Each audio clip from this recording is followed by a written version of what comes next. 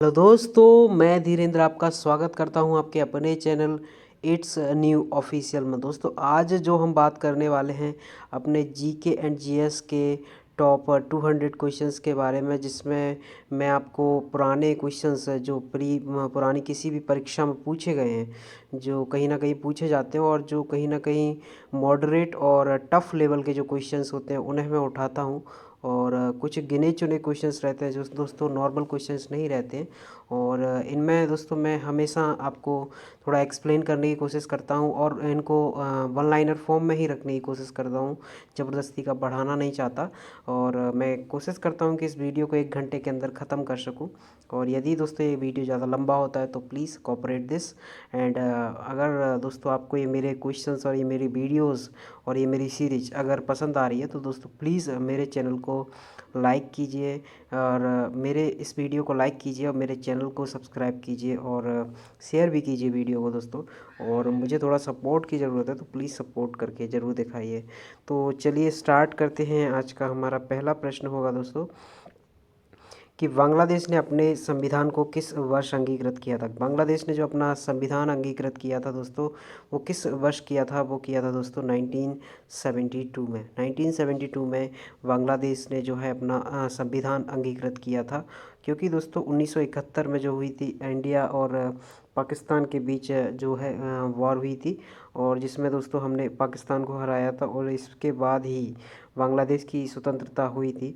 और इसके बाद इन्होंने जो संविधान बनाया था वो अपना 1972 में जो है अप्लाई किया था, और 71 में ये लोग जो है क्या बोलते हैं अपना स्वतंत्र हो गए थे। जी हाँ। एंड नेक्स्ट हम बात करते हैं। नेक्स्ट क्वेश्चन है हमारा। नेक्स्ट क्वेश्चन है विधायी शक्तियों में विधायी शक्तियाँ किस में निहित होती हैं? विधायी जो शक्तियाँ होती हैं वो किसके अंदर निहित होती हैं? वो होती हैं दोस्तों संसद के अंदर, राष्ट्रपति के अंदर नहीं होती। राष्ट्रपति केवल एक क्या बोलते हैं कार्यपालिका का प्रमुख होता है, और कार्यपालिका का जो मेन जो रहता है वो राष्ट्रपति रहता है।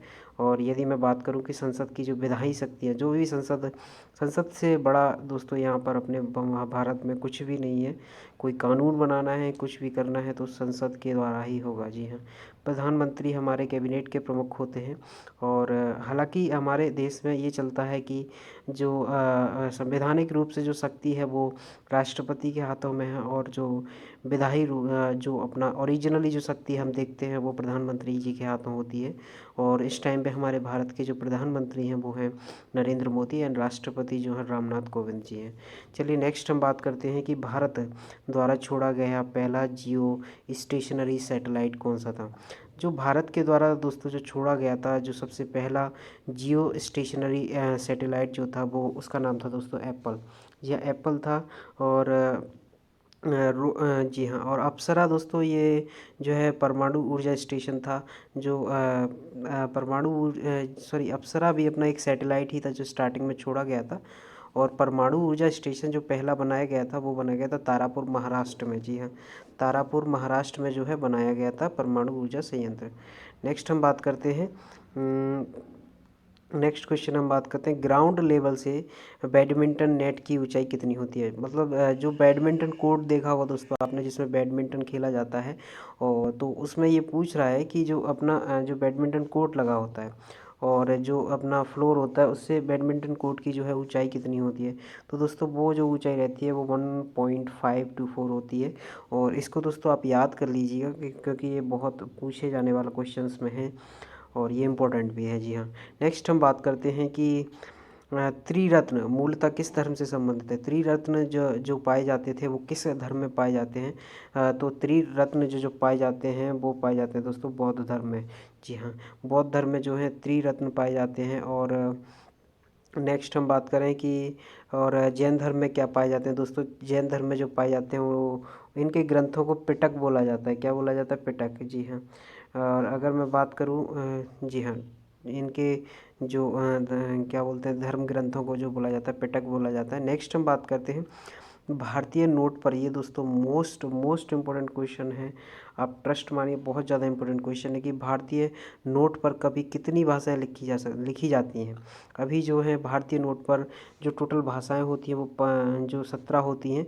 और मैं दोस्तों 15 की बात करूं तो दोस्तों ये जो अपने नोट पर जो भाषा लिखी रहती है कि 500 रुपये का नोट, 500 रुपीज़ नोट, इन दोनों को छोड़कर, इंग्लिश और हिंदी को छोड़कर, जो एक ब्रैकेट या अपन कह लो एक साथ जो भाषा लिखी रहती है उनकी संख्या 15 होती है। कितनी होती है? 15।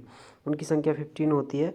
और जो हमारा हिंदी और इंग्लिश को मिला के अगर हम कहें तो उनकी संख्या हो जाती है 17। जी हाँ। नेक्स्ट हम बात करते हैं कि एयर कंडीशनर का आविष्कार किसने किया था। एसी, जी हाँ, एसी के बारे में बात कर रहा है कि एयर कंडीशनर का आविष्कार किसने किया था। तो दोस्तों आपको मैं थोड़ा इसको ट्रिक से बता देता हूँ। इनका नाम है विलिस कैरियर। और अगर मैं बात करूँ कि एसी का आविष्कार किसने किया था, तो एसी मतलब एसी का जब उन्होंने आविष्कार किया तो लोगों के कैरियर बना दिए। क्या बना दिए? कैरियर बन गए, मतलब लोगों को जो है गर्मी से राहत मिल गई, तो उनका कैरियर जो है अच्छा हो गया। जी हाँ। तो एयर कंडीशनर का कनेक्शन आप कैरियर से कर दीजिए तो आपको कैरियर याद रहेगा ऐसे। नेक्स्ट हम बात करते हैं दोस्तों जेम्स वॉट ने। दोस्तों ये वॉट की इकाई होती है, ये जो है क्या बोलते हैं, पावर की इकाई होती है जेम्स वॉट, सॉरी वॉट जो है। और यदि मैं बात करूँ, नेक्स्ट क्वेश्चन है हमारा कि एक्सेल में, एक्सेल ये थोड़ा कंप्यूटर का क्वेश्चन है, एक्सेल में कुल कितने कॉलम होते हैं। एक्सेल जो होता है एमएस एक्सेल होता है, माइक्रोसॉफ्ट ऑफिस का एक जो है प्रोग्राम होता है, उसका नाम है एमएस एक्सेल। जैसे हमारा एमएस ऑफिस होता है उसी तरीके से एमएस एक्सेल होता है। और मैं बात करूं कि एमएक्स एक्सेल में जो कॉलम्स होते हैं वो उनकी संख्या कितनी होती है दोस्तों, वो होती है 256। 256 जो है जनसंख्या होती है एमएक्स एक्सेल में कॉलम्स की। जी हाँ। नेक्स्ट हम बात करते हैं कि हरा सोना के रूप में किसे जाना जाता है, या मतलब कहें अपन ग्रीन गोल्ड के रूप में किसे जानते हैं, या ग्रीन गोल्ड। तो दोस्तों ये मोस्ट इंपॉर्टेंट क्वेश्चन है कि ग्रीन गोल्ड किसे बोला जाता है। तो ये ग्रीन गोल्ड जो बोला जाता है वो चाय को बोला जाता है। और अगर मैं चाय का बात करूं कि चाय के लिए क्या फेमस है, चाय के लिए दोस्तों जो फेमस है हमारे यहाँ पर वो आसाम है। असम को हमारे यहाँ पर चाय के लिए फेमस माना जाता है। और मैं बात करूँ कि दोस्तों सेब के लिए क्या फेमस है, दोस्तों सेब के लिए दो जगह फेमस है, एक कश्मीर फेमस है और एक हिमाचल प्रदेश फेमस है, जो है सेब के लिए बहुत ज़्यादा फेमस है। और मैं अफ़ीम के लिए थोड़ा मैं बात करूँ कि अफ़ीम के लिए क्या फेमस है, अफ़ीम के लिए दोस्तों मध्य प्रदेश फेमस है। जी हाँ। नेक्स्ट हम बात करते हैं गो एयर का संस्थापक कौन माना जाता है। गो एयर का जो संस्थापक माना जाता है दोस्तों, ये हमारे जो है भारत में एक उड़ान सेवा है। जी हाँ, एयरलाइंस है एक गो एयर। और इसके अगर मैं संस्थापक की बात करूं तो ये इसके संस्थापक जो हैं जहांगीर बाड़िया हैं। जी हाँ, जहांगीर बाड़िया जी हैं इसके संस्थापक, और या इसके जो फाउंडर कह लो वो हैं जी। और ये दोस्तों क्वेश्चन बहुत इंपॉर्टेंट है। नेक्स्ट हम बात करते हैं, और दोस्तों जीआरडी टाटा की अगर मैं बात करूं तो ये जो थे पहले जो क्या बोल सकते हैं अपन, उन्हें पहले जो ड्राइवर थे, या मतलब जो जिन्होंने पहली बार जो अपने इंडिया की तरफ से कैप्टन, जी हैं ग्रुप वो थे, क्या बोलते हैं, एयर कैप्टन बोल सकते हैं ना। तो एयर कैप्टन जीआरडी टाटा थे जो पहले थे। जी हाँ, जीआरडी टाटा। नेक्स्ट हम बात करते हैं कि नेक्स्ट क्वेश्चन है दोस्तों हमारा कि सचिन तेंदुलकर ने अपना पहला टेस्ट मैच, सचिन तेंदुलकर जो भारत में क्रिकेट के भगवान कहे जाते हैं, पहला टेस्ट मैच किस देश के खिलाफ खेला था। तो दोस्तों ये मोस्ट इंपॉर्टेंट क्वेश्चन में से एक है कि सचिन तेंदुलकर ने अपना पहला टेस्ट मैच किस देश के खिलाफ खेला था। तो ये खेला था दोस्तों पाकिस्तान के खिलाफ। ये आपको याद भी रहना चाहिए और ये गर्व की भी बात है कि पाकिस्तान के खिलाफ खेला था पहला टेस्ट मैच। नेक्स्ट हम बात करते हैं हमारा कि एयर इंडिया। और दोस्तों अगर मैं बात करूं कि जो है क्रिकेट का जनक किसे माना जाता है, क्रिकेट मतलब किस देश को क्रिकेट का जनक माना जाता है, तो दोस्तों वो माना जाता है इंग्लैंड को। जी हाँ, इंग्लैंड को जो है क्रिकेट का जनक माना जाता है। नेक्स्ट हम बात करते हैं कि, और एक और बात करूं कि यहाँ पर कि वर्ल्ड कप जो है क्रिकेट का पहला वर्ल्ड कप किसने जीता था। दोस्तों ये जीता था हमारे वेस्ट इंडीज़ ने। और ये हराया किसको था, ये हराया था ऑस्ट्रेलिया को। नेक्स्ट हम बात करते हैं कि एयर इंडिया के संस्थापक कौन माने जाते हैं। एयर इंडिया, जी हाँ, एयर इंडिया जो है, हालांकि अब इस टाइम पे एयर इंडिया जो है भारत सरकार के अधीन काम करती है। और अगर मैं स्टार्टिंग में बात करूं कि एयर इंडिया को स्टार्टिंग में किसने चलाया था, तो दोस्तों ये स्वतंत्रता के पहले की बात है। तो उस टाइम पे जो इसके संस्थापक थे वो थे जीआरडी टाटा। और ये क्वेश्चन भी बहुत इंपॉर्टेंट है, एयर इंडिया के संस्थापक जो जीआरडी टाटा थे। और हम ऊपर बात कर चुके हैं कि गो एयर के जो संस्थापक थे वो थे हमारे जी हाँ ग्वालियर के जहांगीर बाड़िया थे। नेक्स्ट हम बात करते हैं कि फलों की रानी किसे कहा जाता है। फलों की रानी हम जानते हैं कि फलों का राजा किसे कहा जाता है। फलों का राजा जो कहा जाता है वो आम को कहा जाता है, और यदि फलों की रानी की बात करें तो वो कही जाती है लीची। जी हाँ, लीची का जो फल आपने खाया होगा लीची का, तो उसको फलों की रानी कहा जाता है। और सब्जियों का राजा किसे कहा जाता है। सब्जियों का राजा जो कहा जाता है वो आलू को कहा जाता है। जी हाँ। नेक्स्ट हम बात करते हैं, नेक्स्ट मोस्ट क्वेश्चन है, मोस्ट इम्पोर्टेंट क्वेश्चन है कि जीभ में कितने प्रकार की स्वाद कलिकाएं होती हैं। मतलब हमारी जीभ में जो होता है टेस्ट टिश्यू कितने होते हैं, मतलब टेस्ट आप टेस्ट नब्स कह सकते हो कि कितनी टेस्ट नब्स होती हैं। तो दोस्तों हमारी जो जीभ में होती हैं वो 5 होती हैं। टेस्ट नब्स जो होती हैं वो 5 होती हैं हमारी जीभ में। और आपने देखा होगा कि हमारे कहीं किसी हिस्से में जीभ के में कड़वाहट होती है, किसी के कहीं पर मिठास होती है, और कहीं पर किसी प्रकार का स्वाद, कहीं पर किसी प्रकार का स्वाद। तो ये कलिकाओं की वजह से होता है। तो ये हमारी जीभ में कितने प्रकार की कलिकाएं पाई जाती हैं। ये जो कलिकाएं पाई जाती हैं दोस्तों, ये पाई जाती हैं 5। जी हाँ। नेक्स्ट हम बात करते हैं, रविंद्रनाथ टैगोर के पिता का नाम क्या था। रविंद्रनाथ टैगोर के जो पिता का नाम था दोस्तों, ये था देवेंद्रनाथ टैगोर। ये दोस्तों क्वेश्चन काफ़ी कंफ्यूज करता है। रविंद्रनाथ टैगोर के पिता का नाम क्या था।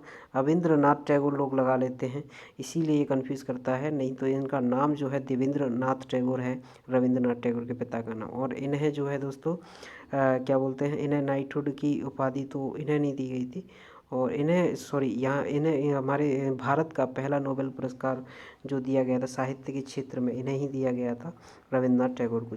जी हाँ, और ये दिया गया था 1930 में, 1913 में दिया गया था। नेक्स्ट हम बात करते हैं, नेक्स्ट क्वेश्चन है हमारा, एशियाई खेल में स्वर्ण पदक जीतने वाली पहली भारतीय महिला कौन थी। एशियाई खेलों में स्वर्ण पदक जीतने वाली पहली महिला कौन थी। तो कौन है सॉरी। तो ये जो एशियाई खेलों में जो पहली महिला थी जो जिन्होंने स्वर्ण पदक जीता था, वो थी दोस्तों कमलजीत संधू। जी हाँ, कमलजीत संधू थी जो पहली महिला थी एशियाई खेलों में स्वर्ण पदक जीतने वाली। नेक्स्ट हम बात करते हैं, नेक्स्ट क्वेश्चन है हमारा, पद्म श्री से सम्मानित होने वाली पहली भारतीय महिला हॉकी खिलाड़ी कौन सी थी। तो पद्म श्री जो है खिलाड़ी कौन है, खिलाड़ी कौन था, मतलब ये पुरुष के बारे में बात कर रहे हैं। पद्म श्री से सम्मानित होने वाले प्रथम भारतीय हॉकी खिलाड़ी जो थे वो थे बलवीर सिंह दोसांझ। बलवीर सिंह दोसांझ थे जो थे पद्म श्री से सम्मानित होने वाले सर्वप्रथम हॉकी खिलाड़ी। जी हाँ। नेक्स्ट हम बात करते हैं, डीएमके किसके द्वारा स्थापित किया गया था। डीएमके दोस्तों एक पार्टी है अभी भारत में, डीएमके। जी हाँ। और अगर मैं बात करूं कि ये इसकी स्थापना किसने करी थी, तो दोस्तों इसकी जो बहुत फेमस नेता जो रही हैं वो जयललिता जी रही हैं, जिनके ऊपर भी कंगना रनौत की एक मूवी आई थी। और अगर मैं बात करूं कि डीएमके पार्टी जो है कहाँ पर स्थित है, ये दोस्तों ये जो है तमिलनाडु राज्य में स्थित है। और ये तमिलनाडु राज्य की ही एक पार्टी है। और मैं बात करूं कि डीएमके पार्टी के जो संस्थापक थे उनका नाम क्या था, तो उनका नाम जो था दोस्तों एमजी रामचंद्रन था। जी हाँ, उनका नाम जो था एमजी रामचंद्रन था उनका नाम। और जयललिता वहाँ की एक बहुत फेमस, ये पहले दोस्तों एक्ट्रेस थी, और बॉलीवुड की एक्ट्रेस थी, बॉलीवुड या साउथ की कह लो। और अगर मैं बात करूँ फिर उसके बाद ये सबसे ज़्यादा फेमस जो है सीएम रही हैं कि जे जयललिता, और ये तमिलनाडु की रही हैं। नेक्स्ट हम बात करें अभी, नेक्स्ट हम बात करें सॉल्ट पीटर कहलाता है। सॉल्ट पीटर क्या कहलाता है, सॉल्ट पीटर जो कहलाता है वो कहलाता है, सॉल्ट पीटर क्या कहलाता है, सॉल्ट पीटर जो कहलाता है वो कहलाता है पोटेशियम नाइट्रेट। जी हाँ, पोटेशियम KNO3 जो है, KNO3 जो कहलाता है वो कहलाता है पोटेशियम नाइट्रेट, सॉल्ट पीटर। जी हाँ। नेक्स्ट हम बात करते हैं, काफ़ी इंपॉर्टेंट क्वेश्चन, ऑस्टोपस के रक्त का रंग कैसा होता है। और ऑस्टोपस के रक्त का जो रंग होता है, जो ब्लड का और जो उसका कलर होता है वो कैसा होता है दोस्तों, तो वो होता है नीले कलर का होता है। ऑस्टोपस के ब्लड का कलर जो होता है नीले कलर का होता है। नेक्स्ट हम बात करते हैं कि नेक्स्ट क्वेश्चन है, त्रिपुरा के लोग कौन सी भाषा मुख्य रूप से बोलते हैं। जो त्रिपुरा जो है हमारे नॉर्थ ईस्ट इंडिया का जो राज्य है त्रिपुरा, तो अगर मैं बात करूं कि उसके जो लोग हैं वहाँ के, तो वो किस राज्य की भाषा सबसे ज़्यादा बोलते हैं दोस्तों, तो वो सबसे ज़्यादा क्या उस राज्य की जो भाषा है वो कौन सी है, तो दोस्तों वो उस राज्य की जो भाषा है वो है दोस्तों बंगला। जी हाँ, क्योंकि दोस्तों वो ऑब्वियस सी बात है, त्रिपुरा जो है ना, त्रिपुरा पूरी तरीके से बांग्लादेश से घिरा हुआ राज्य है हमारा भारत का, जो पूरी तरीके से बांग्लादेश से घिरा हुआ है। तो वहाँ पर जो आसपास का माहौल होगा उसी हिसाब से उसकी भाषा होगी। तो इस तरीके से उसकी भाषा जो है बंगला है।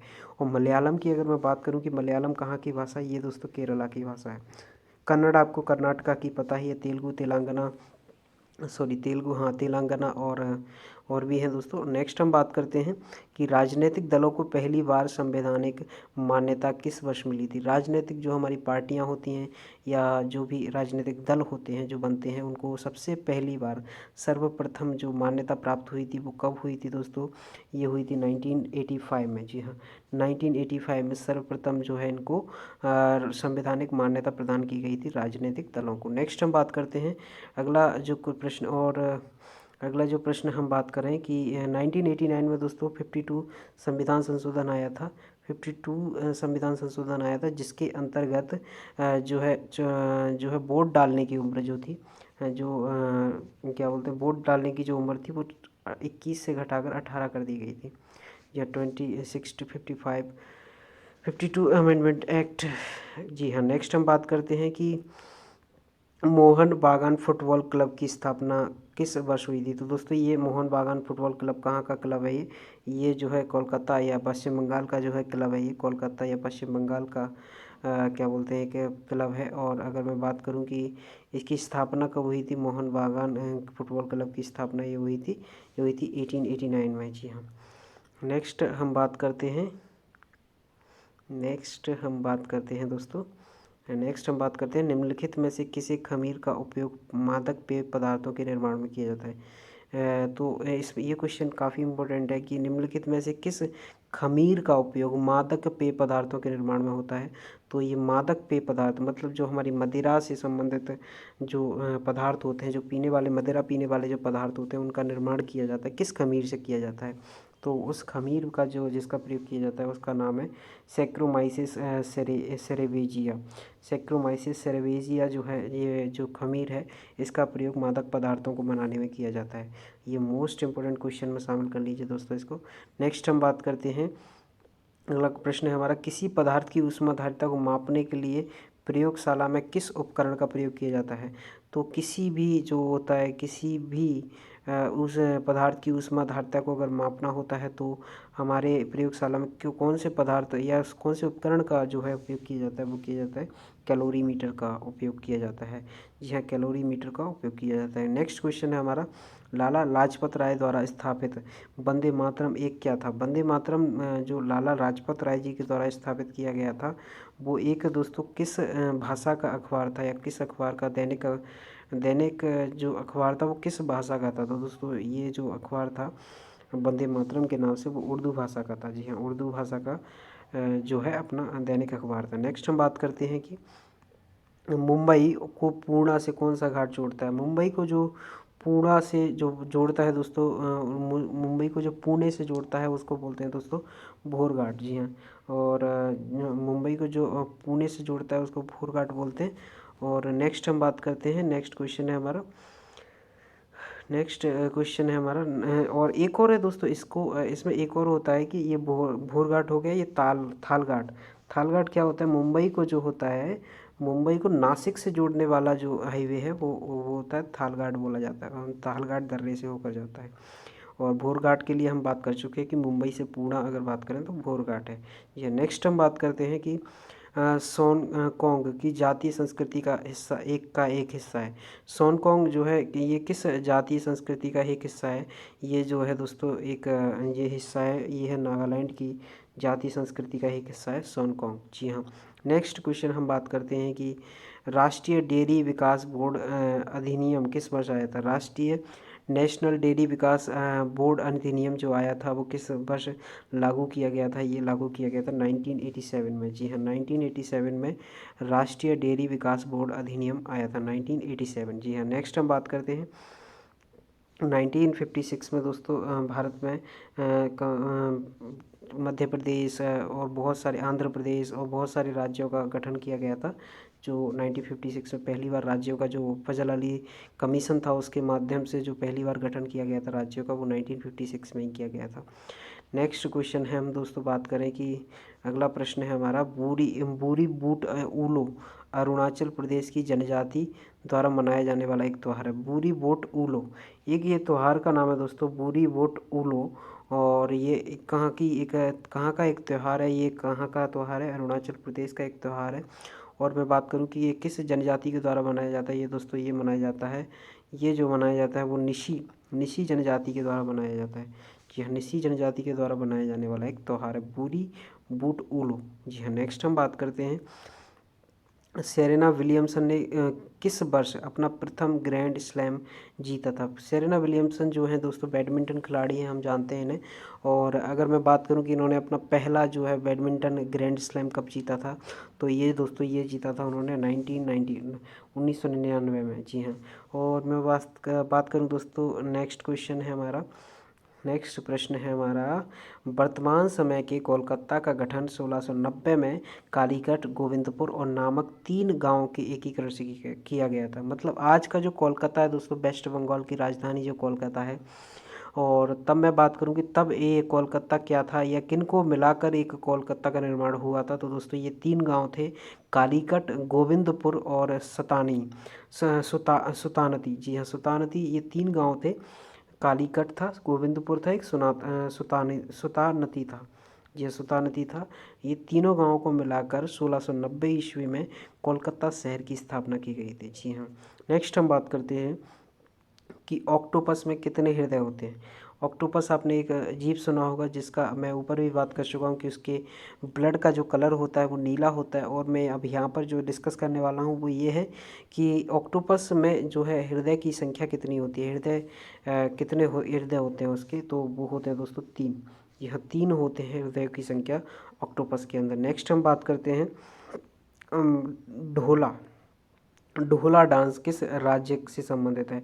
ढोला डांस दोस्तों, ये जो डांस जो रिलेटिव है, ये दोस्तों ये है अपना गोवा से संबंधित एक जो है डांस है या नृत्य है कह सकते हैं। किस राज्य से संबंधित है, ढोला डांस गोवा राज्य से स्थित है। जी हाँ। और यक्षगान जो है कर्नाटक का यदि बात करूँ तो यक्षगान है यहाँ का, यक्षगान। जी हाँ। नेक्स्ट हम बात करें और यहाँ का केरल की बात करें तो हम कथकली हो गया, और कथकली और भरतनाट्यम जो है केरल का है। और नेक्स्ट क्वेश्चन हम बात करें, बहुत सारे आंध्र प्रदेश का कुचिपुड़ी है।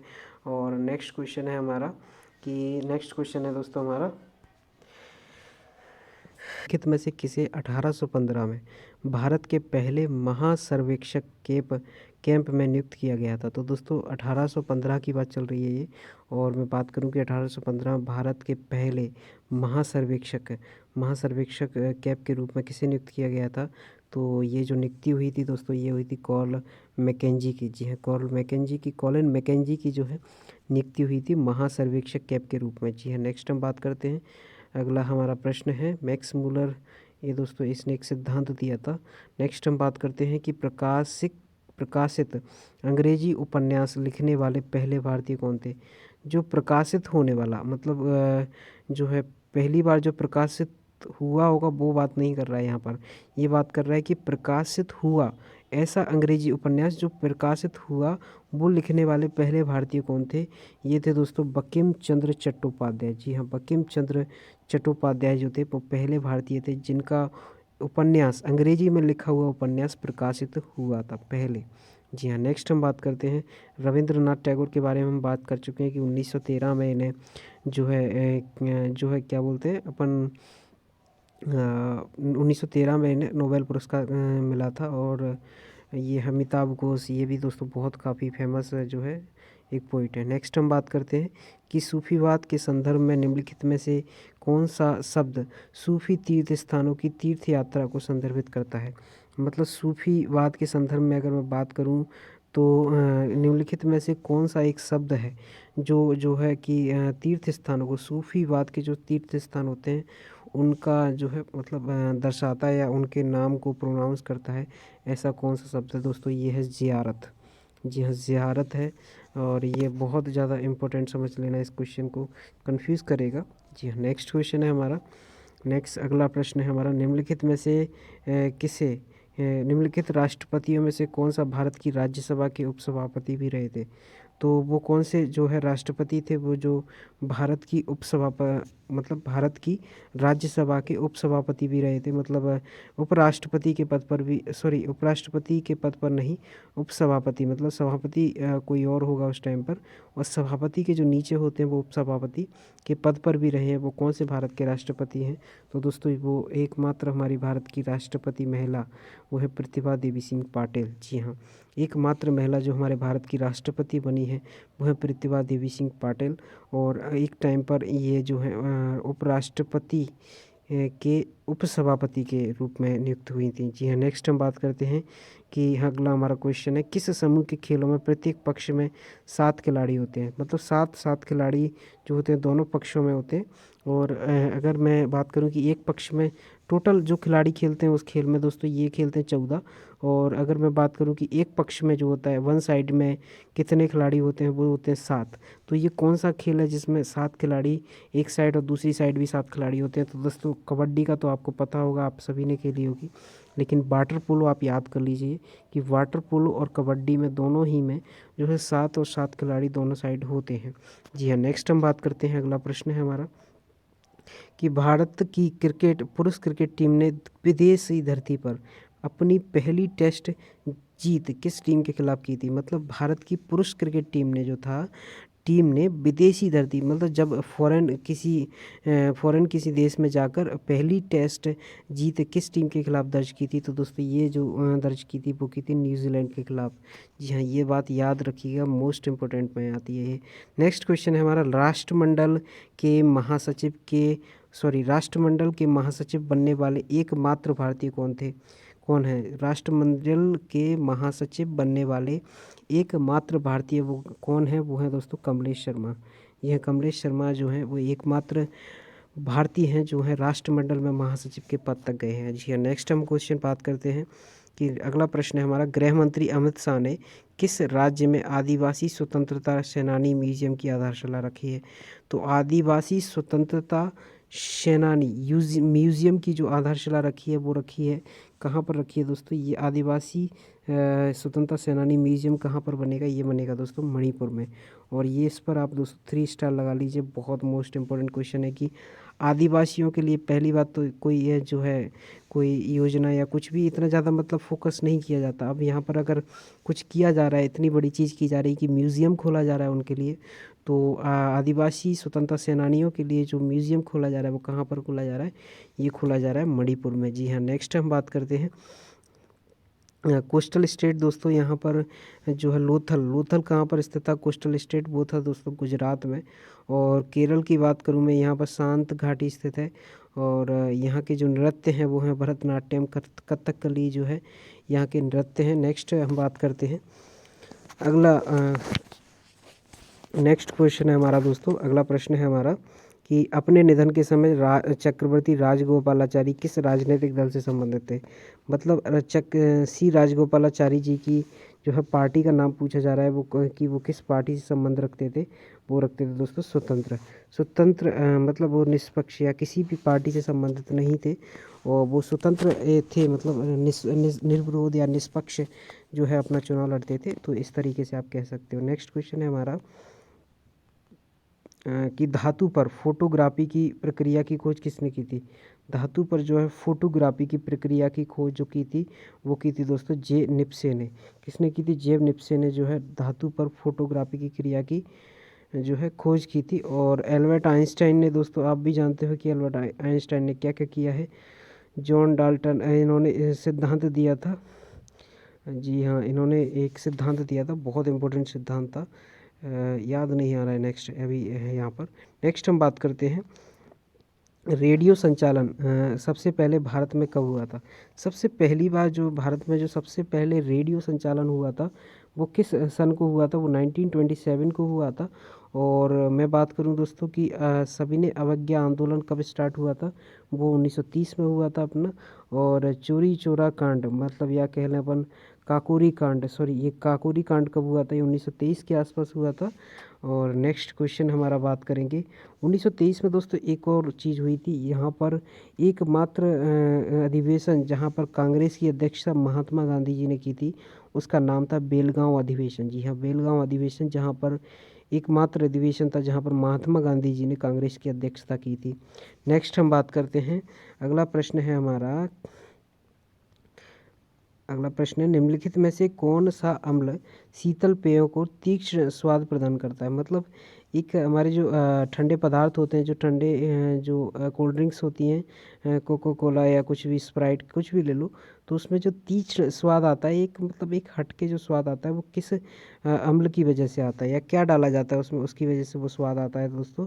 वो डाला जाता है दोस्तों फास्फोरस अम्ल, या फास्फोरस अम्ल डाला जाता है उसमें, जिसकी वजह से उसमें तीक्ष्ण स्वाद आता है। जी हाँ, नेक्स्ट हम बात करते हैं, अगला प्रश्न है हमारा कि शुक्र ग्रह का वायुमंडल के घने सफ़ेद और पीले बादलों से बना है। शुक्र ग्रह का अगर मैं बात करूं, शुक्र ग्रह का जो है वायुमंडल किस प्रकार से बना है, तो वो बना है घने बादल और पीले बादलों से बना है।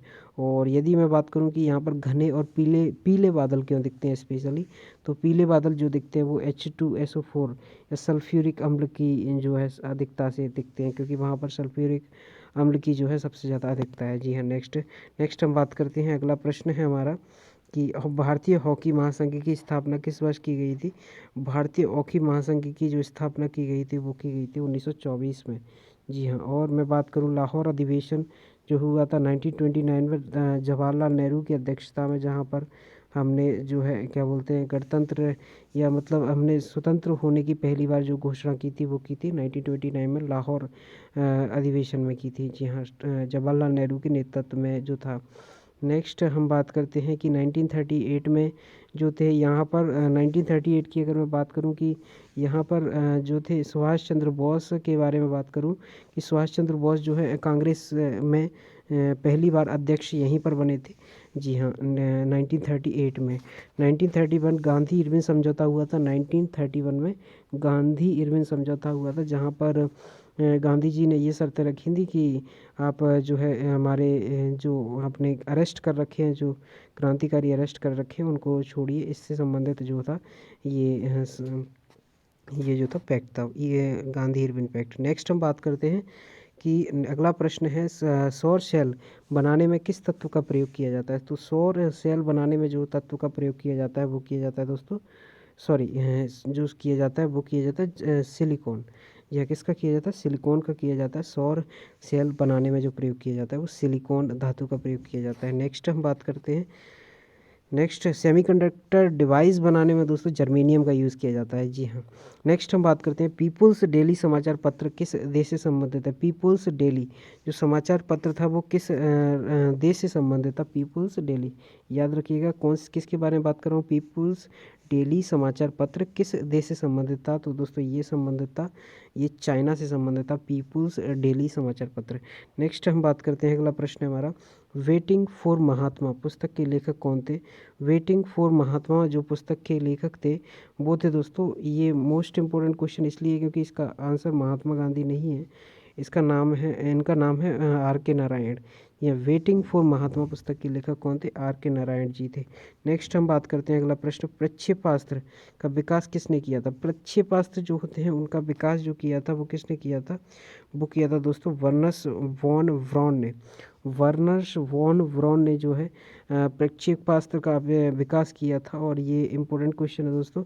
प्रक्षेपास्त्र जो होते हैं हमारे अटैकिंग जो होते हैं मिसाइल होती हैं प्रक्षेपास्त्र, जी हाँ, तो उनका जो आविष्कार जो या विकास किया था वो किसने किया था? वर्नस वॉन ब्रॉन ने किया था।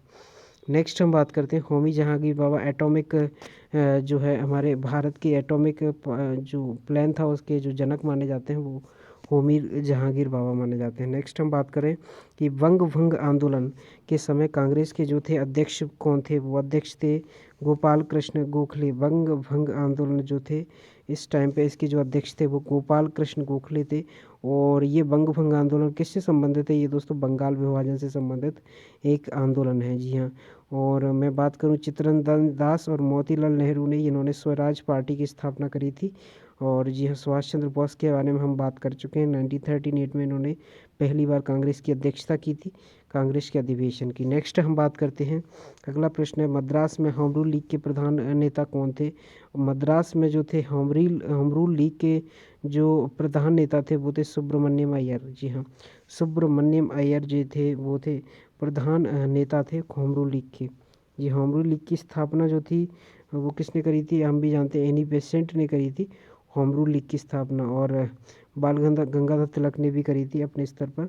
इन्होंने जो करी थी वो जो है इन्होंने जो करी थी पुणे महाराष्ट्र से करी थी, और एनी बेसेंट ने जो करी थी अड्यार के अड्यार से करी थी। जी हाँ। नेक्स्ट क्वेश्चन है हमारा, अगला प्रश्न जो है हमारा वो है बहुत ज़्यादा इंपॉर्टेंट क्वेश्चन है दोस्तों। मनियारों का राजकुमार किसे कहा जाता था? मनियारों का राजकुमार किसे कहा जाता? मनियारों का राजकुमार, ये मोस्ट लगा लीजिए इस पर सबसे पहली बात तो। मनियारों का राजकुमार किसे कहा जाता था? ये कहा जाता था मोहम्मद बिन तुगलक को। जी हाँ, मोहम्मद बिन तुगलक को मनियारों का राजकुमार कहा जाता था। और मोहम्मद गोरी को दोस्तों जो पृथ्वीराज चौहान ने हराया था इसको, मोहम्मद गौरी को। जी हाँ, इसको 1191 और 1192 में तराइन के युद्ध में जो है एक बार ये हारा था और एक बार ये जीता था। इसमें जो युद्ध हुआ था वो पृथ्वीराज चौहान के साथ इसका युद्ध हुआ था, मोहम्मद बिन कासिम। नेक्स्ट हम बात करते हैं, अगला प्रश्न है दोस्तों, महानगरों का निर्माण किन चट्टानों से हुआ है? महानगर जो हम आज देखते हैं, जो बहुत सारे जो है सिटी या सारी जो है बहुत ज़्यादा बड़ी बड़ी सिटियाँ जो बनाई गई हैं भारत में, वो किस उसके मतलब निर्माण में उनका निर्माण किससे हुआ है? महासागरों का निर्माण किससे हुआ है? तो ये जो हुआ है दोस्तों बेसाल्टिक चट्टानों से हुआ है। किससे हुआ है? बेसाल्टिक चट्टानों से महासागरों का निर्माण हुआ है। नेक्स्ट हम बात करते हैं दोस्तों, सागरों के निर्माण में तो ये जो है बेसाल्टिक चट्टानों का प्रयोग होता है। और अपसादी चट्टानों के बारे में बात करूँ तो दोस्तों अपसादी जो चट्टानों से हमें क्या प्राप्त होता है? अपसादी चट्टानों से हमें संगमरमर प्राप्त होता है। जी हाँ, और उसी संगमरमर से जो राजस्थान में मिलता है, ये संगमरमर मोस्टली राजस्थान के संगमरमर से जो है हमारा ताजमहल का निर्माण हुआ है। जी हाँ, ताजमहल का निर्माण राजस्थान के संगमरमर से हुआ है। नेक्स्ट क्वेश्चन के बारे में हम बात करें दोस्तों कि सूर्य की किरणों की तीव्रता मापने वाले उपकरण को क्या कहा जाता है? तो दोस्तों जो सूर्य की जो किरणें होती हैं, तो ये किसको माप रहा है? सबसे पहली बात, ये सूर्य की किरणों को माप रहा है, सूर्य को नहीं माप रहा है, ये सूर्य की किरणों को माप रहा है। और सूर्य की किरणों को मापने वाले जो है क्या बोलते हैं उपकरण को क्या कहते हैं? हम एक्टिनोमीटर कहते हैं उसको। और अगर मैं बात करूँ कि जी हाँ, अगर मैं बात करूँ कि इलेक्ट्रोमीटर किसे कहते हैं दोस्तों, इलेक्ट्रोमीटर इलेक्ट्रो शब्द जिसमें भी आ जाता है दोस्तों वो दूध से संबंधित होता है। तो ये इलेक्ट्रोमीटर जो यूज़ किया जाता है वो दूध की शुद्धता मापने के लिए यूज़ किया जाता है।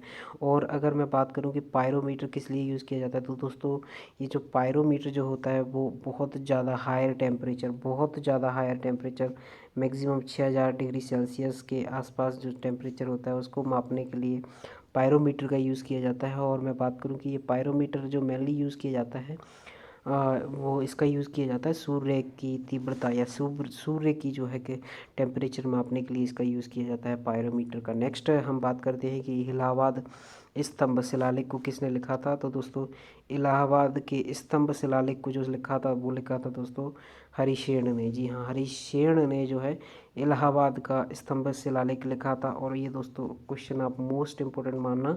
और मैं बात करूं तो दोस्तों यहाँ पर समुद्रगुप्त के बारे में कि समुद्रगुप्त को क्या बोला जाता था, तो समुद्रगुप्त को मुझे याद आ रहा है कि समुद्रगुप्त को जो बोला जाता था वो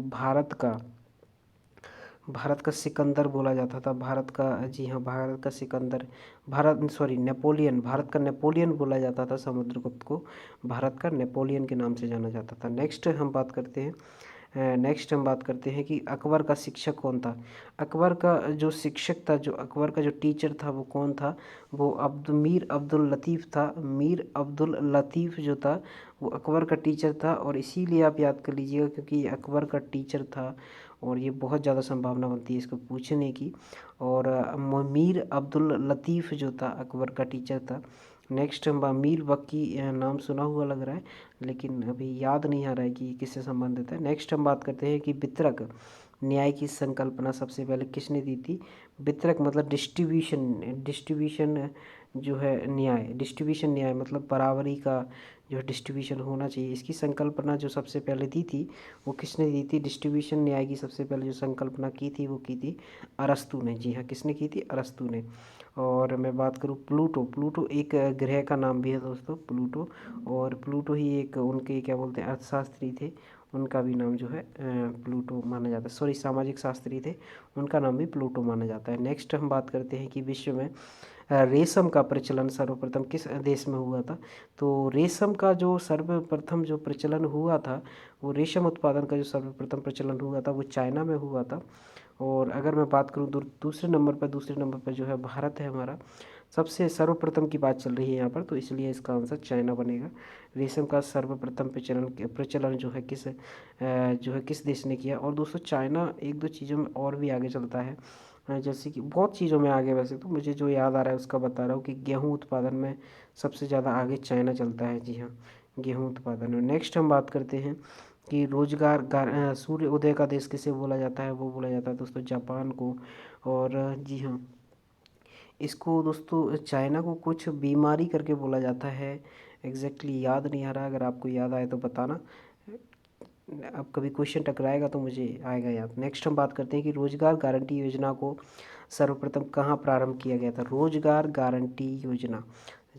गारंटी योजना जो चलाई गई थी वो स्टार्टिंग में चलाई गई थी और कुछ 90s के टाइम पर चलाई गई थी। और अगर मैं बात करूं कि इसमें जो है सर्वप्रथम ये स्टार्ट कहाँ से की गई थी, रोजगार की गारंटी देने वाली जो योजना थी वो कहाँ से स्टार्ट की गई थी? ये महाराष्ट्र से स्टार्ट की गई थी रोजगार गारंटी योजना। अभी हाल में ये याद रख लो आप, रोजगार गारंटी योजना। और जी हाँ। और स्वास्थ्य बीमा देने वाला सबसे पहला राज्य जो है वो कौन सा है? वो है दोस्तों राजस्थान। जी हाँ, राजस्थान बहुत सारी चीज़ें स्वास्थ्य से संबंधित बहुत सारी चीज़ें करता है। जी हाँ, नेक्स्ट हम बात करें, अगला प्रश्न है हमारा कि ऑस्कर जीतने वाला पहला ब्लैक कलाकार कौन था? ब्लैक से मतलब है दोस्तों ये ब्लैक से मतलब इनका कलर जो है ब्लैक है। और ये हालांकि होंगे अमेरिकन, लेकिन इनका जो है जो कलर था वो ब्लैक था, इसीलिए पहला ब्लैक।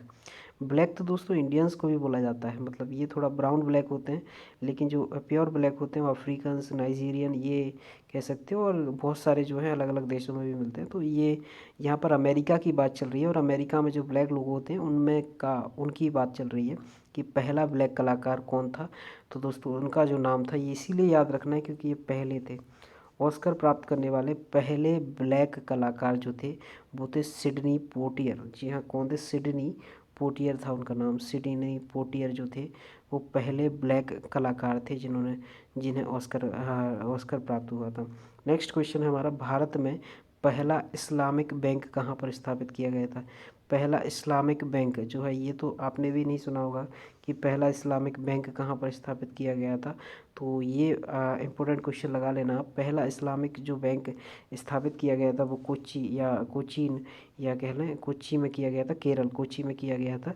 और देहरादून उत्तराखंड की राजधानी हो रही है। और दार्जिलिंग, जी हाँ दार्जिलिंग टी बहुत फेमस है दार्जिलिंग की। नेक्स्ट हम बात करते हैं कि कानून निर्माण हेतु प्रस्तावित विधेयक के कितने वाचन होते हैं? तो जो कानून के निर्माण में जो विधेयक प्रस्तावित होता है उसके वाचन या उसकी रीडिंग जो होती है कितनी बार होती है? तो इसकी जो रीडिंग होती है कम से कम 3 बार तो होती ही है। 3 वाचन होते हैं। कोई कानून बनाने के लिए अगर कोई प्रस्ताव लाया जा रहा है तो कम से कम उसके 3 वाचन होंगे। नेक्स्ट हम बात करते हैं कि प्राक्कलन समिति के सदस्य किससे चुने जाते हैं? मैंने आपसे दोस्तों बात इससे पहले भी करी है कि प्राक्कलन समिति और एक होती है लोक लेखा समिति, और ये दोनों दोस्तों सिस्टर समिति कहलाती हैं। और अगर मैं बात करूं कि प्राक्कलन समिति में जो होता है या ये कहाँ से जो है इसके सदस्य होते हैं, ये जो सदस्य होते हैं दोस्तों, इसके जो सदस्य होते हैं प्राक्कलन समिति के, वो केवल लोकसभा से होते हैं। और दोस्तों मैंने एक पुराने वीडियो में बता दिया था कि वो राज्यसभा से होते हैं, और उसमें लेकिन दोस्तों मैं कंफर्म नहीं था उस टाइम पे, लेकिन आज क्लियर हो गया है कि प्राक्कलन समिति के जो सदस्य होते हैं वो लोकसभा से संबंधित रखते हैं। सभी जो है 30 के 30 सदस्य, जी हाँ 30 सदस्य होते हैं इसके। और अगर मैं बात करूँ ये तो कंफर्म है 30 सदस्य होते हैं इसके। और प्राक्कलन समिति के बाद मैं लोक लेखा समिति की अगर बात करूँ कि लोक लेखा समिति में सदस्य संख्या कितनी होती है, तो वो जो होती है दोस्तों 22 होती है। और मैं बात करूं कि इसमें 22 में क्या बोलते हैं राज्यसभा से कितने होते हैं और लोकसभा से कितने होते हैं। तो यहाँ पर मैं बात करूं राज्यसभा से जो होते हैं वो होते हैं 7 जो होते हैं राज्यसभा से होते हैं, और लोकसभा से जो होते हैं वो 15 होते हैं। जी हाँ, ये 15 जो है लोकसभा से होते हैं। ये किसके बारे में बात चल रही है? लोक लेखा समिति। और इस टाइम पे जो है और इसका लोक लेखा समिति का जो दोस्तों हेड रहता है, या जो अपन कह लें इसका जो प्रमुख रहता है, वो कौन रहता है? वो रहता है दोस्तों विपक्ष का नेता। जी हाँ, जो प्रमुख रहता है, जो हेड रहता है, वो होता है विपक्ष का नेता। मतलब जो भी सरकार होगी, जो उसके विपक्ष में जो सबसे मजबूत जो पार्टी होगी, उसका जो नेता होगा, जो चुना गया होगा, वो इसका जो है हेड रहता है लोक लेखा समिति का। नेक्स्ट हम बात करते हैं कि शून्य आधारित बजटिंग सिद्धांत के प्रतिपादक कौन माने जाते हैं। तो शून्य आधारित बजट जो है प्रस्तुत किया गया था, और ये सबसे पहली बार जो जिसने भी जो है पेश किया होगा, उसके सिद्धांत के प्रतिपादक माने जाते होंगे वो। तो वो प्रतिपादक का नाम जो है यहाँ पूछ रहा है कि शून्य आधारित बजटिंग सिद्धांत के प्रतिपादक कौन थे। तो ये जो प्रतिपादक थे दोस्तों वो थे पीटर पायर। जी हाँ, पीटर पायर थे जो थे शून्य आधारित बजटिंग सिद्धांत के जो थे प्रतिपादक थे, पीटर पायर थे। जी हाँ, नेक्स्ट हम बात करते हैं, अगली बात हम करते हैं राजीव गांधी की दोस्तों मृत्यु हुई थी 1919 के आसपास। और ओसबोर्न स्मिथ, ये नाम दोस्तों बहुत इम्पोर्टेंट है, बहुत बहुत इम्पोर्टेंट है। जो हमारी आज आरबीआई है, आरबीआई के जो पहले गवर्नर थे, आरबीआई के जो पहले गवर्नर थे वो यही थे। और अगर मैं बात करूं कि आरबीआई के जो ऑफिशियल इंडियन जो पहले गवर्नर थे, ये तो थे दोस्तों उस टाइम पे जो अंग्रेज़ों के काल में जो गवर्नर बने थे 1935 के आसपास जो थी आरबीआई बनी थी। और उसके जो पहले जो गवर्नर बने थे वो ऑसबोर्न स्मिथ थे। और उसके बाद जो दूसरे जो गवर्नर या पहले अपने हिंदी या इंडियन जो गवर्नर बने थे वो बने थे सी डी देशमुख। जी हाँ, सी डी देशमुख जी जो हैं उसके पहले गवर्नर जो है आरबीआई के बने थे, हमारे भारतीय जो थे। और अगर हम अंग्रेज की बात करें तो वो ऑसबोर्न स्मिथ थे। नेक्स्ट हम बात करते हैं मयूराक्षी मंदिर कहाँ पर, सॉरी मयूराक्षी शहर कहाँ पर स्थित है। मयूराक्षी जो शहर स्थित है वो है दोस्तों पश्चिम बंगाल में। ये ओनली स्टैटिक क्वेश्चन है, तो आप ऐसा नॉर्मल याद कर लीजिए इसको स्टैटिक क्वेश्चन में। मयूराक्षी शहर कहाँ पर स्थित है? ये है दोस्तों पश्चिम बंगाल में। जी हाँ, पश्चिम बंगाल में कोलकाता और कोलकाता यूनिवर्सिटी की जो स्थापना हुई थी, जो पश्चिम बंगाल में आज स्थित है, उसकी जो स्थापना हुई थी वो 1857 में हुई थी। जी हाँ, उसके साथ में 3 और यूनिवर्सिटी की स्थापना हुई थी, वुड डिस्पैच के माध्यम से हुई थी। और उत्तराखंड में आप जानते ही हो फूलों की घाटी है, जिम कॉर्बेट नेशनल पार्क है। और आसाम में भी दिहिंग पटकाई। जी हाँ, बहुत सारे जो है नेशनल पार्क है। नेक्स्ट हम बात करते हैं भारत में ट्रेजरी बिल सर्वप्रथम कब निर्गत किया गया था। मतलब भारत में जो ट्रेजरी बिल सर्वप्रथम किस किस वर्ष निर्गत किया गया था, लाया गया था। तो ये ट्रेजरी बिल जो सबसे पहले लाया गया था वो कब लाया गया था? वो 1917 में लाया गया था। ट्रेजरी बिल भारत में सबसे पहले 1917 में लाया गया था। और मैं बात करूं कि 1917 में एक और चीज़ हुई थी दोस्तों, आपको याद होगा कि 1917 में चंपारण सत्याग्रह हुआ था, जो गांधी जी का पहला सत्याग्रह था। पहला सत्याग्रह भारत में गांधी जी का पहला सत्याग्रह कौन सा था? वो था 1917 का चंपारण बिहार का सत्याग्रह। जी हाँ, नेक्स्ट हम बात करते हैं गांधी जी की मृत्यु दोस्तों कब हुई थी। ये गांधी जी की मृत्यु हुई थी 1948 में, नाथूराम गोडसे ने मारा था उन्हें। और जी हाँ, नेक्स्ट हम बात करते हैं, अगला प्रश्न है कि जिन्ना ने किस तिथि को मुक्ति दिवस मनाने का आदेश मुसलमानों को दिया था। तो ये जो मुसलमानों को जो आदेश दिया था मुक्ति दिवस मनाने का मोहम्मद अली जिन्ना ने, तो ये किस तारीख को दिया था? ये दिया था दोस्तों 22 दिसंबर 1939 को। 22 दिसंबर 1939 को जो है मुक्ति दिवस जो है बनाया गया था। और 1940 के आसपास, जी हाँ 1940 के आसपास जो है पाकिस्तान की मांग उठना स्टार्ट हो गई थी मोहम्मद अली जिन्ना के मुंह से। जी हाँ, नेक्स्ट हम बात करें, अगला प्रश्न है हमारा, अगला प्रश्न हिंदू हिंदुस्तान का नारा किसने दिया था। ये दोस्तों बहुत फेमस नारा है, ये आपने बचपन में पढ़ी होंगी कहानियाँ, उनमें भी ये बहुत ज़्यादा लिखा जाता था। हिंदू हिंदी हिंदू हिंदुस्तान का नारा किसने दिया था? ये दिया था दोस्तों बहुत ज़्यादा फेमस जो है कवि थे, वो थे भारतेंदु हरिश्चंद्र। भारतेंदु हरिश्चंद्र हिंदू हिंदी हिंदुस्तान का जो है नारा दिया था। और मैं बात करूं दयानंद सरस्वती की, तो इन्होंने आर्य समाज की स्थापना करी थी। जी हाँ, नेक्स्ट हम बात करते हैं कि मेरा वतन पुस्तक के लेखक कौन है? मेरा वतन जो है पुस्तक के जो लेखक हैं वो हैं विष्णु प्रभाकर। और यदि दोस्तों आपको ये मेरा वीडियो पसंद आ रहा है दोस्तों, प्लीज़ इस वीडियो को लाइक करिए और मेरे इस चैनल को सब्सक्राइब करिए दोस्तों। बहुत ज़्यादा अगर आपको क्वेश्चंस का कलेक्शन अच्छा लग रहा है तो उसके बारे में भी बताइए, और मैं क्या ऐड करूँ इनमें उसके बारे में भी बताइए, किस तरीके से अपने वीडियोज़ बनाऊँ वो भी बताइए।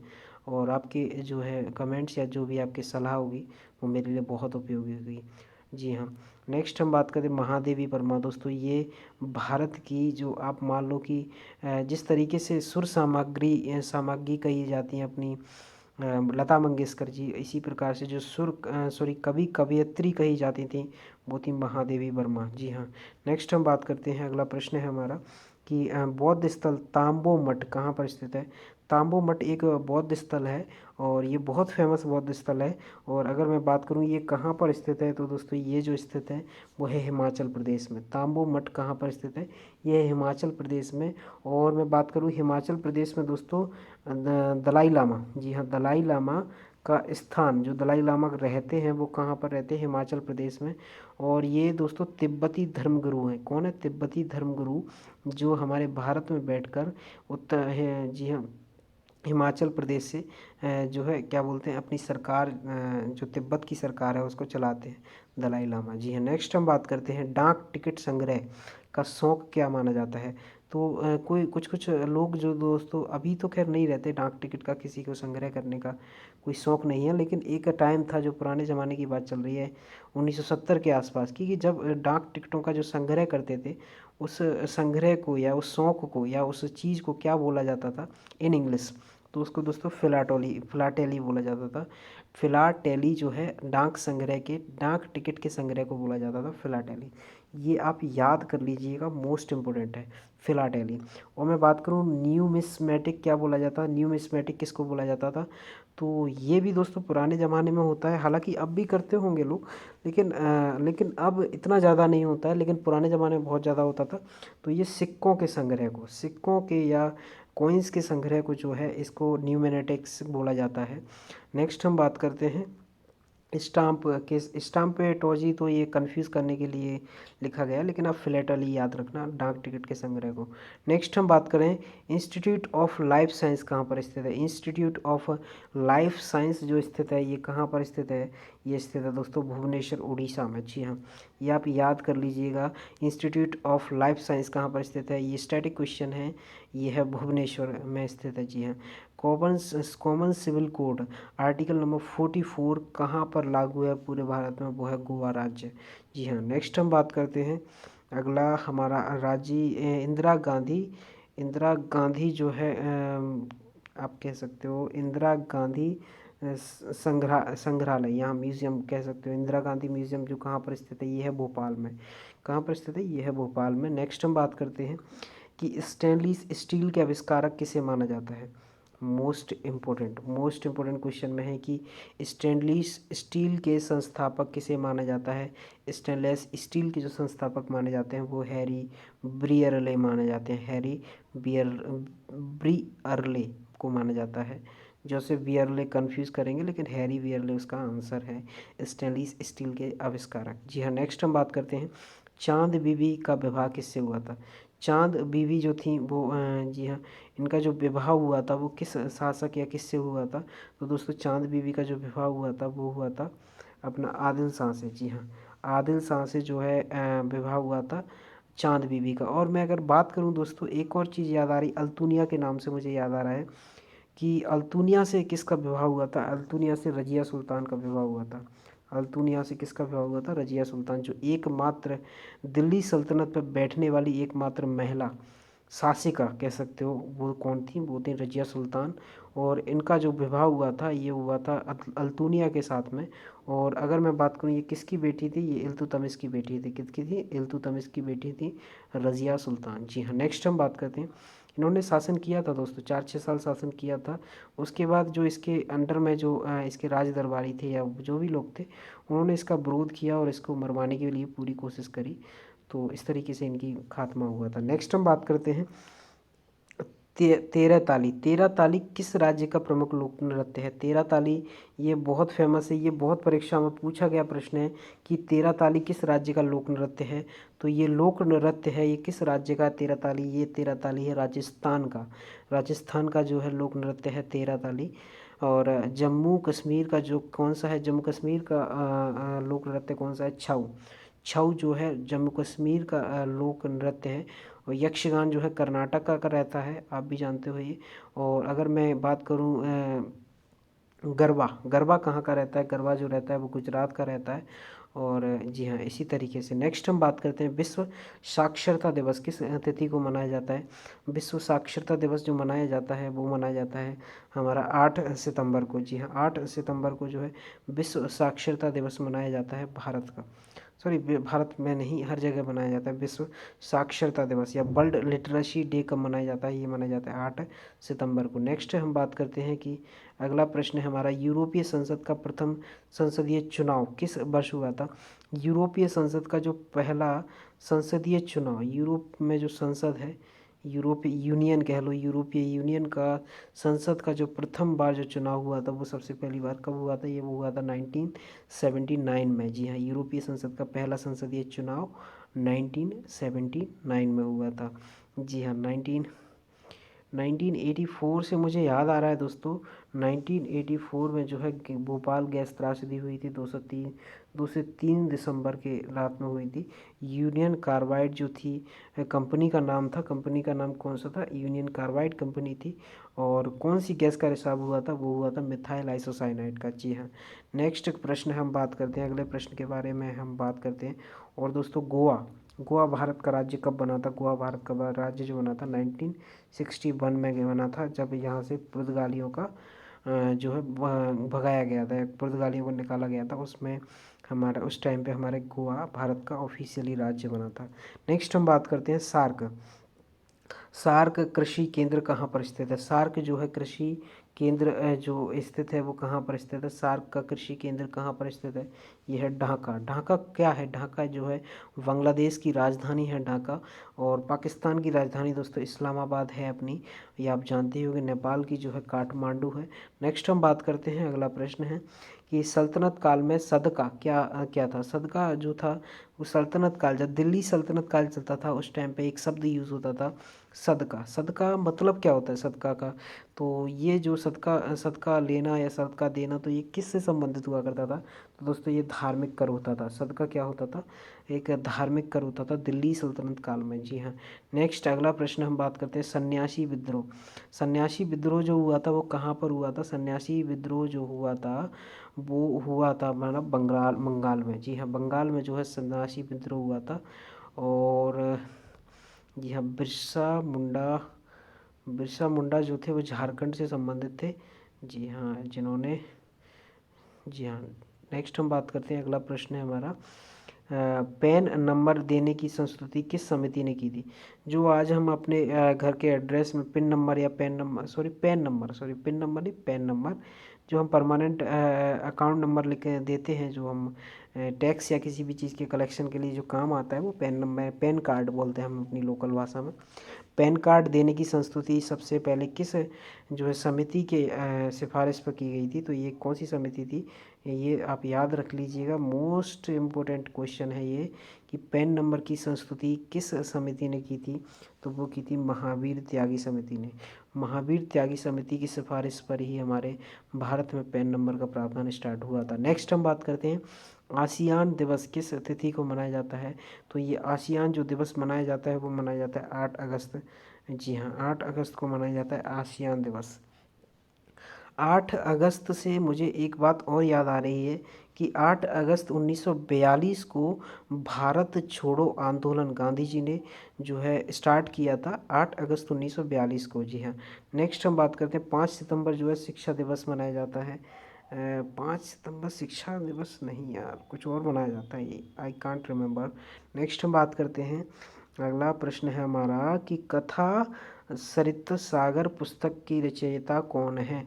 कथा सरित सागर, कथा सरित सागर पुस्तक की जो रचयिता हैं वो कौन है, वो है सोमदेव। सोमदेव जी हैं जो हैं कथा सरित सागर के जो रचयिता हैं वो हैं हमारे क्या बोलते हैं सोमदेव जी हैं। और महादेवी वर्मा के बारे में मैं बात कर चुका हूँ पहले भी। और मैं बात करूँ शकुंतला देवी, शकुंतला देवी इनको एक इनका एक नाम था, इनका बहुत फेमस नाम है, ये अभी ख़त्म हो गई है, ये she is did it. And इनको ह्यूमन कंप्यूटर के नाम से भी जाना जाता है।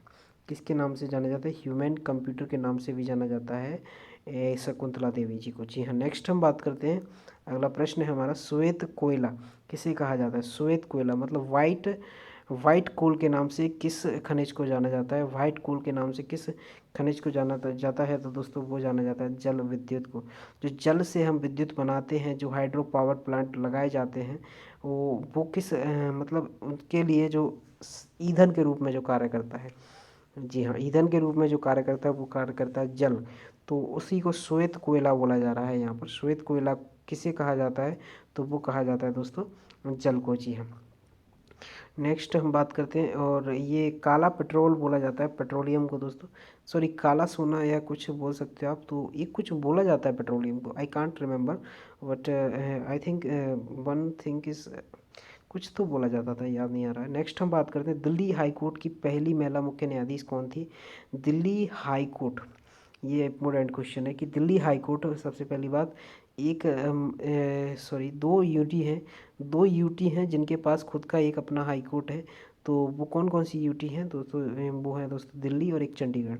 नेक्स्ट हम बात करते हैं कि दिल्ली हाई कोर्ट की पहली महिला मुख्य न्यायाधीश कौन बनी है।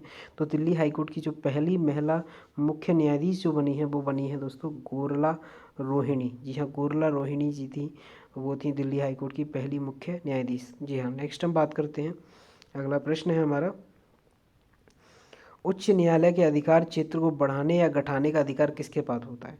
मतलब हाई कोर्ट है, हाई कोर्ट का उसका उसका अपना दायरा होता है, तो उसके दायरे को घटाना या बढ़ाना किसके हाथ में होता है, मतलब किस संस्था के हाथ में होता है भारत सरकार में। तो ये दोस्तों ये एक ही मात्र संस्था है।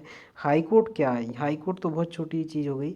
आप राज्य का जो क्षेत्रफल है बढ़ाना या घटाना, राज्य का जो जिला है, मतलब जिला तो हालांकि राज्यों के हाथ में ही रहता है, लेकिन राज्य में बढ़ोतरी या घटोतरी या राज्यों को उन स्टेटस परिवर्तन करना या कुछ भी कह लो, तो वो सब कुछ किसके हाथ में होता है, तो वो एक अकेली किसके हाथ में होता है, संसद के हाथ में होता है। संसद के हाथ में ये सब होता है, राज्यों का परिवर्तन, उच्च न्यायालयों की सीमाओं का परिवर्तन, हर कोई चीज़ मोस्टली चीज़ें संसद के हाथ में होती हैं। जी हाँ। नेक्स्ट हम बात करते हैं, अगला लोकसभा अध्यक्ष से मुझे याद आया कि मनी बिल जो है कहाँ पर आता है, धन विधेयक केवल कहाँ पर आ सकता है, वो केवल लोकसभा में आ सकता है। और उसमें राज्यसभा का कोई इंटरफेयर होता है, नहीं हो सकता, उसमें राज्यसभा का कोई भी इंटरफेयर नहीं हो सकता।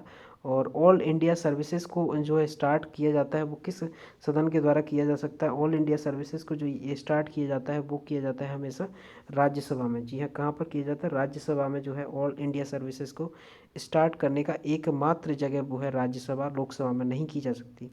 जी हाँ, आईएएस आईपीएस आईएफएस वगैरह ये ऑल इंडिया सर्विस जितनी भी हैं ये सारा किसी विधेयक या किसी कानून के माध्यम से ये राज्यसभा से ही आई हैं। नेक्स्ट हम बात करते हैं, अगला प्रश्न है हमारा इंडियन टेलीफोन इंडस्ट्रीज़ कहाँ स्थित है।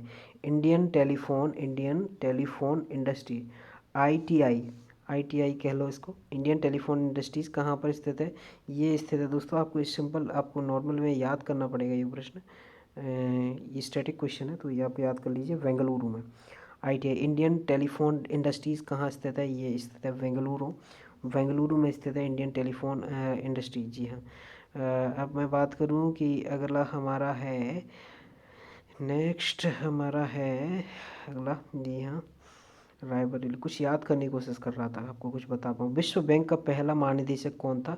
विश्व बैंक का पहला महानिदेशक, इस पे आप 4 नहीं 5 स्टार लगा लो। बेस्ट से बेस्ट क्वेश्चन है ये, कि ये बेस्ट क्वेश्चन इसलिए है क्योंकि वर्ल्ड बैंक, सबसे पहली बात वर्ल्ड बैंक जिस जो है उसका पहला महानिदेशक, पहला डायरेक्टर जनरल कौन था? सबसे पहला वर्ल्ड बैंक का डायरेक्टर जनरल जो था सबसे पहला कौन था? वो सदर पीटरलैंड थे। कौन थे? सदर पीटरलैंड थे। वो थे विश्व बैंक के सबसे पहले महानिदेशक। ओसबोर्न स्मिथ के बारे में बात कर चुका हूँ। ये आरबीआई के सबसे पहले गवर्नर थे ओसबोर्न स्मिथ। नेक्स्ट हम बात करते हैं, अगला प्रश्न है हमारा, होलकर ने किस वर्ष अंग्रेजों में मंदसौर की संधि की थी? होलकर जो थे वो इंदौर के जो होलकर राजा थे। सबसे पहली बात, ये होलकरों का संबंध कहाँ से है? इंदौर। इंदौर कहाँ है? मध्य प्रदेश में स्थित है इंदौर। जो हमारी क्लीनेस्ट सिटी लगातार 5 वर्षों से जो चल रही है वो है इंदौर। जी हाँ। नेक्स्ट हम बात करते हैं कि होलकरों ने किस वर्ष अंग्रेजों से मंदसौर की संधि जो है हस्ताक्षरित की थी? तो वो की थी दोस्तों 1818 में। होलकरों ने किस वर्ष की थी जो मंगलौर की संधि थी? वो की थी दोस्तों 1818 में। जी हाँ। नेक्स्ट हम बात करते हैं, अगला प्रश्न है हमारा, किस प्रकाशीय यंत्र को मेघों की दिशा एवं गति को मापा जाता है? किस प्रकाशीय यंत्र से मेघों की दिशा एवं गति को मापा जाता है? तो ये जो मापा जाता है दोस्तों, ये मेघों की मतलब बादलों की गति और दिशा दोनों को किस यंत्र से मापा जाता है, किस मीटर से मापा जाता है? वो नापा जाता है नेफोमीटर से नापा जाता है प्रकाशीय यंत्र से मेघों और की दिशा और गति को। जी हाँ। नेक्स्ट हम बात करते हैं वोल्ट मीटर से दोस्तों, इसको एम्पियर विद्युत धारा को मापा जाता है वोल्ट मीटर के द्वारा। जी हाँ। नेक्स्ट हम बात करते हैं, अगला प्रश्न है हमारा, पौधे जो नमक युक्त मिट्टी में उगते हैं क्या कहलाते हैं? तो मतलब नमक युक्त मिट्टी से मतलब ये है दोस्तों यहाँ पर कि जो एरिया में नमक युक्त मिट्टी से मतलब उसमें जो है सलाइन वाटर की मात्रा बहुत ज़्यादा होती है। कुल मिला के बात ये है, वहाँ पर जो है अमोनिया, जी अमोनिया की मात्रा भी बहुत ज़्यादा होती है। तो ऐसे पौधे जो अमोनिया की मात्रा या बोलो सलाइन वाटर वाली जगह पर बहुत ज़्यादा उगते हैं उन्हें क्या कहा जाता है? उन्हें कहा जाता है हेलोफाइट। क्या कहा जाता है? हेलोफाइट कहा जाता है। नेक्स्ट, और एक और इम्पोर्टेंट है दोस्तों जीरोफाइट। आप याद कर लीजिए दोनों प्रश्नों को। जीरोफाइट उस जगह को या उन पौधों को कहा जाता है जहाँ पर पानी नहीं होता है। क्या नहीं होता है? पानी नहीं होता है, उनको कहा जाता है जीरोफाइट। और ये पौधे मोस्टली, जो पानी नहीं होता है ये पौधे मोस्टली राजस्थान या जो है थार मरुस्थल, मतलब अपन कह लो कि मरुस्थल जो है जहाँ पर रेगिस्तान, या रेगिस्तान में जो है यहाँ पे ये मोस्टली पौधे उगते हैं। और इनमें क्या होता है? पानी नहीं होता है, जीरो रहता है पानी, जीरोफाइट। जी हाँ। नेक्स्ट हम बात करते हैं, अगला प्रश्न है हमारा, क्षमावाणी किस धर्म का त्यौहार है? क्षमावाणी जो त्यौहार है वो किस धर्म का है? क्षमावाणी बहुत ज़्यादा इम्पोर्टेंट क्वेश्चन है कि क्षमावाणी एक त्यौहार भी है क्षमावाणी, और ये किस जो है धर्म से संबंधित है? ये जैन धर्म से संबंधित एक त्यौहार है क्षमावाणी। जी हाँ। ईसाई धर्म जो है, ईसाई धर्म से संबंधित त्यौहार हम जानते हैं क्रिसमस है, बहुत ज़्यादा फेमस त्यौहार है जो ये आने वाला है। जी हाँ। नेक्स्ट हम बात करते हैं, निकल गया है। नेक्स्ट हम बात करते हैं ज्वाला गुट्टा। ये बहुत फेमस नाम है इंडिया का, ज्वाला गुट्टा। ज्वाला गुट्टा किस खेल की एक प्रसिद्ध खिलाड़ी हैं?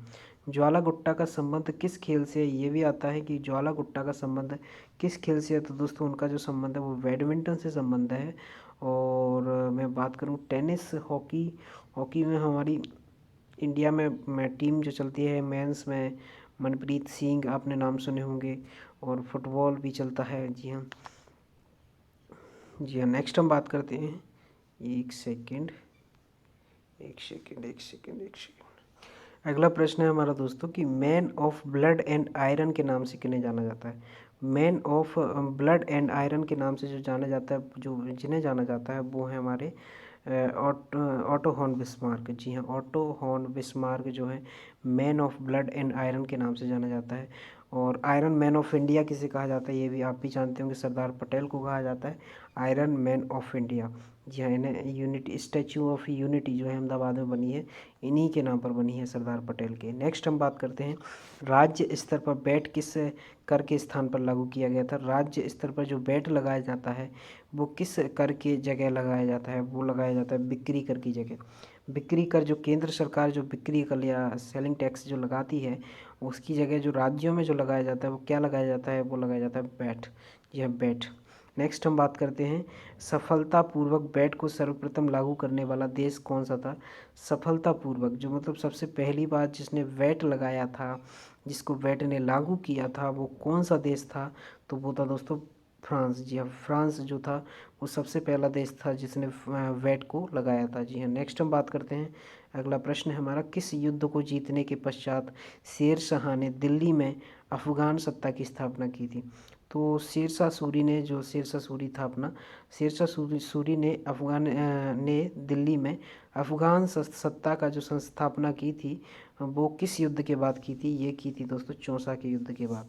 किसके बाद की थी, ये चौसा के युद्ध के बाद की थी। और ये जो युद्ध हुआ था वो हुआ था 1740 में ही हुआ था। और अगर मैं बात करूं, जी हाँ, एक चौसा का युद्ध हुआ था। नेक्स्ट हम बात करें प्लासी का युद्ध, ये कब हुआ था, ये हुआ था 1757 में हुआ था प्लासी का युद्ध। नेक्स्ट हम बात करें, अगला प्रश्न है हमारा कि सार्क मानव संसाधन विकास केंद्र कहाँ पर स्थित है। तो सार्क का जो मानव संसाधन विकास केंद्र है वो कहाँ पर स्थित है, ये स्थित है दोस्तों इस्लामाबाद, पाकिस्तान इस्लामाबाद में स्थित है सार्क मानव संसाधन विकास केंद्र। क्योंकि सार्क के आप समझ के, आप सार्क का मुख्यालय जो है काठमांडू नेपाल में स्थित है, तो आप उस आधार पर नेपाल ही लगाओगे इसका आंसर, इसलिए ये क्वेश्चन रखा गया है। और इसलिए ये क्वेश्चन डिफ़िकल्ट में है कि सार्क मानव संसाधन विकास केंद्र जो स्थित है वो है इस्लामाबाद, पाकिस्तान। जी हाँ, नेक्स्ट हम बात करते हैं, अगला प्रश्न है हमारा, भारतीय संविधान के किस अनुच्छेद में धन विधेयक परिभाषित किया गया। मतलब धन विधेयक के बारे में जो मैंने आपसे डिस्कस किया था कि धन विधेयक जो है किस सभा में प्रयुक्त किया प्रस्तुत किया जा सकता है, वो ओनली किया जा सकता है अपनी लोकसभा में। जी हाँ, और अगर मैं बात करूँ इसका जो है संविधान में किस अनुच्छेद में व्यक्तिगत वर्णन जो किया गया है वो किया गया है अनुच्छेद 110 में, जो है धन विधेयक का वर्णन किया गया है। नेक्स्ट हम बात करें, अगला प्रश्न है हमारा कि देश का पहला वस्त्र पार्क कहाँ पर स्थापित किया गया था। तो देश का पहला, सबसे पहली बार जिसमें पहला लिखा हो उसको तो आप बहुत ज़्यादा इम्पोर्टेंट खुद से ही मान लीजिए कीजिए। और इसका अगर मैं बात करूं कि देश का पहला वस्त्र पार्क कहाँ पर स्थित है, तो दोस्तों ये जो स्थित है वो बेंगलुरु में स्थित है। देश का पहला वस्त्र पार्क जो स्थित है वो बेंगलुरु में स्थित है। नेक्स्ट अगला प्रश्न हम बात करेंगे, मयूर सिंहासन का निर्माण करने वाला मुख्य कलाकार कौन था।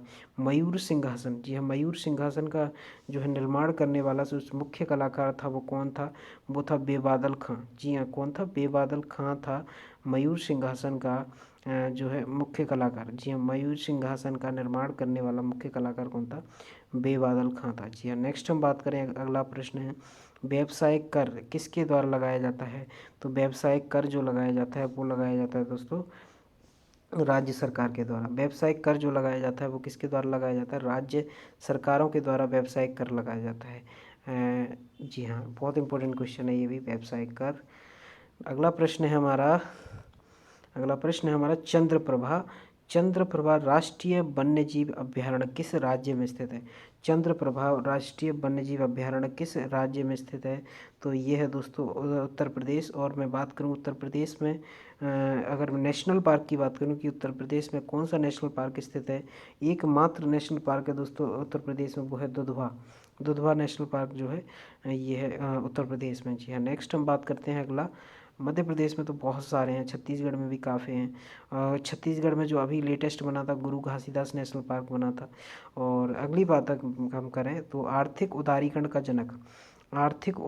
का जनक जो माना जाता है वो किसे माना जाता है, आर्थिक उदारीकरण, उधारी नहीं, उदारीकरण, आर्थिक उदारीकरण का जो जनक माना जाता है वो किसे माना जाता है, वो माना जाता है आर्थिक उदारीकरण का जो जनक माना जाता है वो डॉक्टर मनमोहन सिंह को माना जाता है।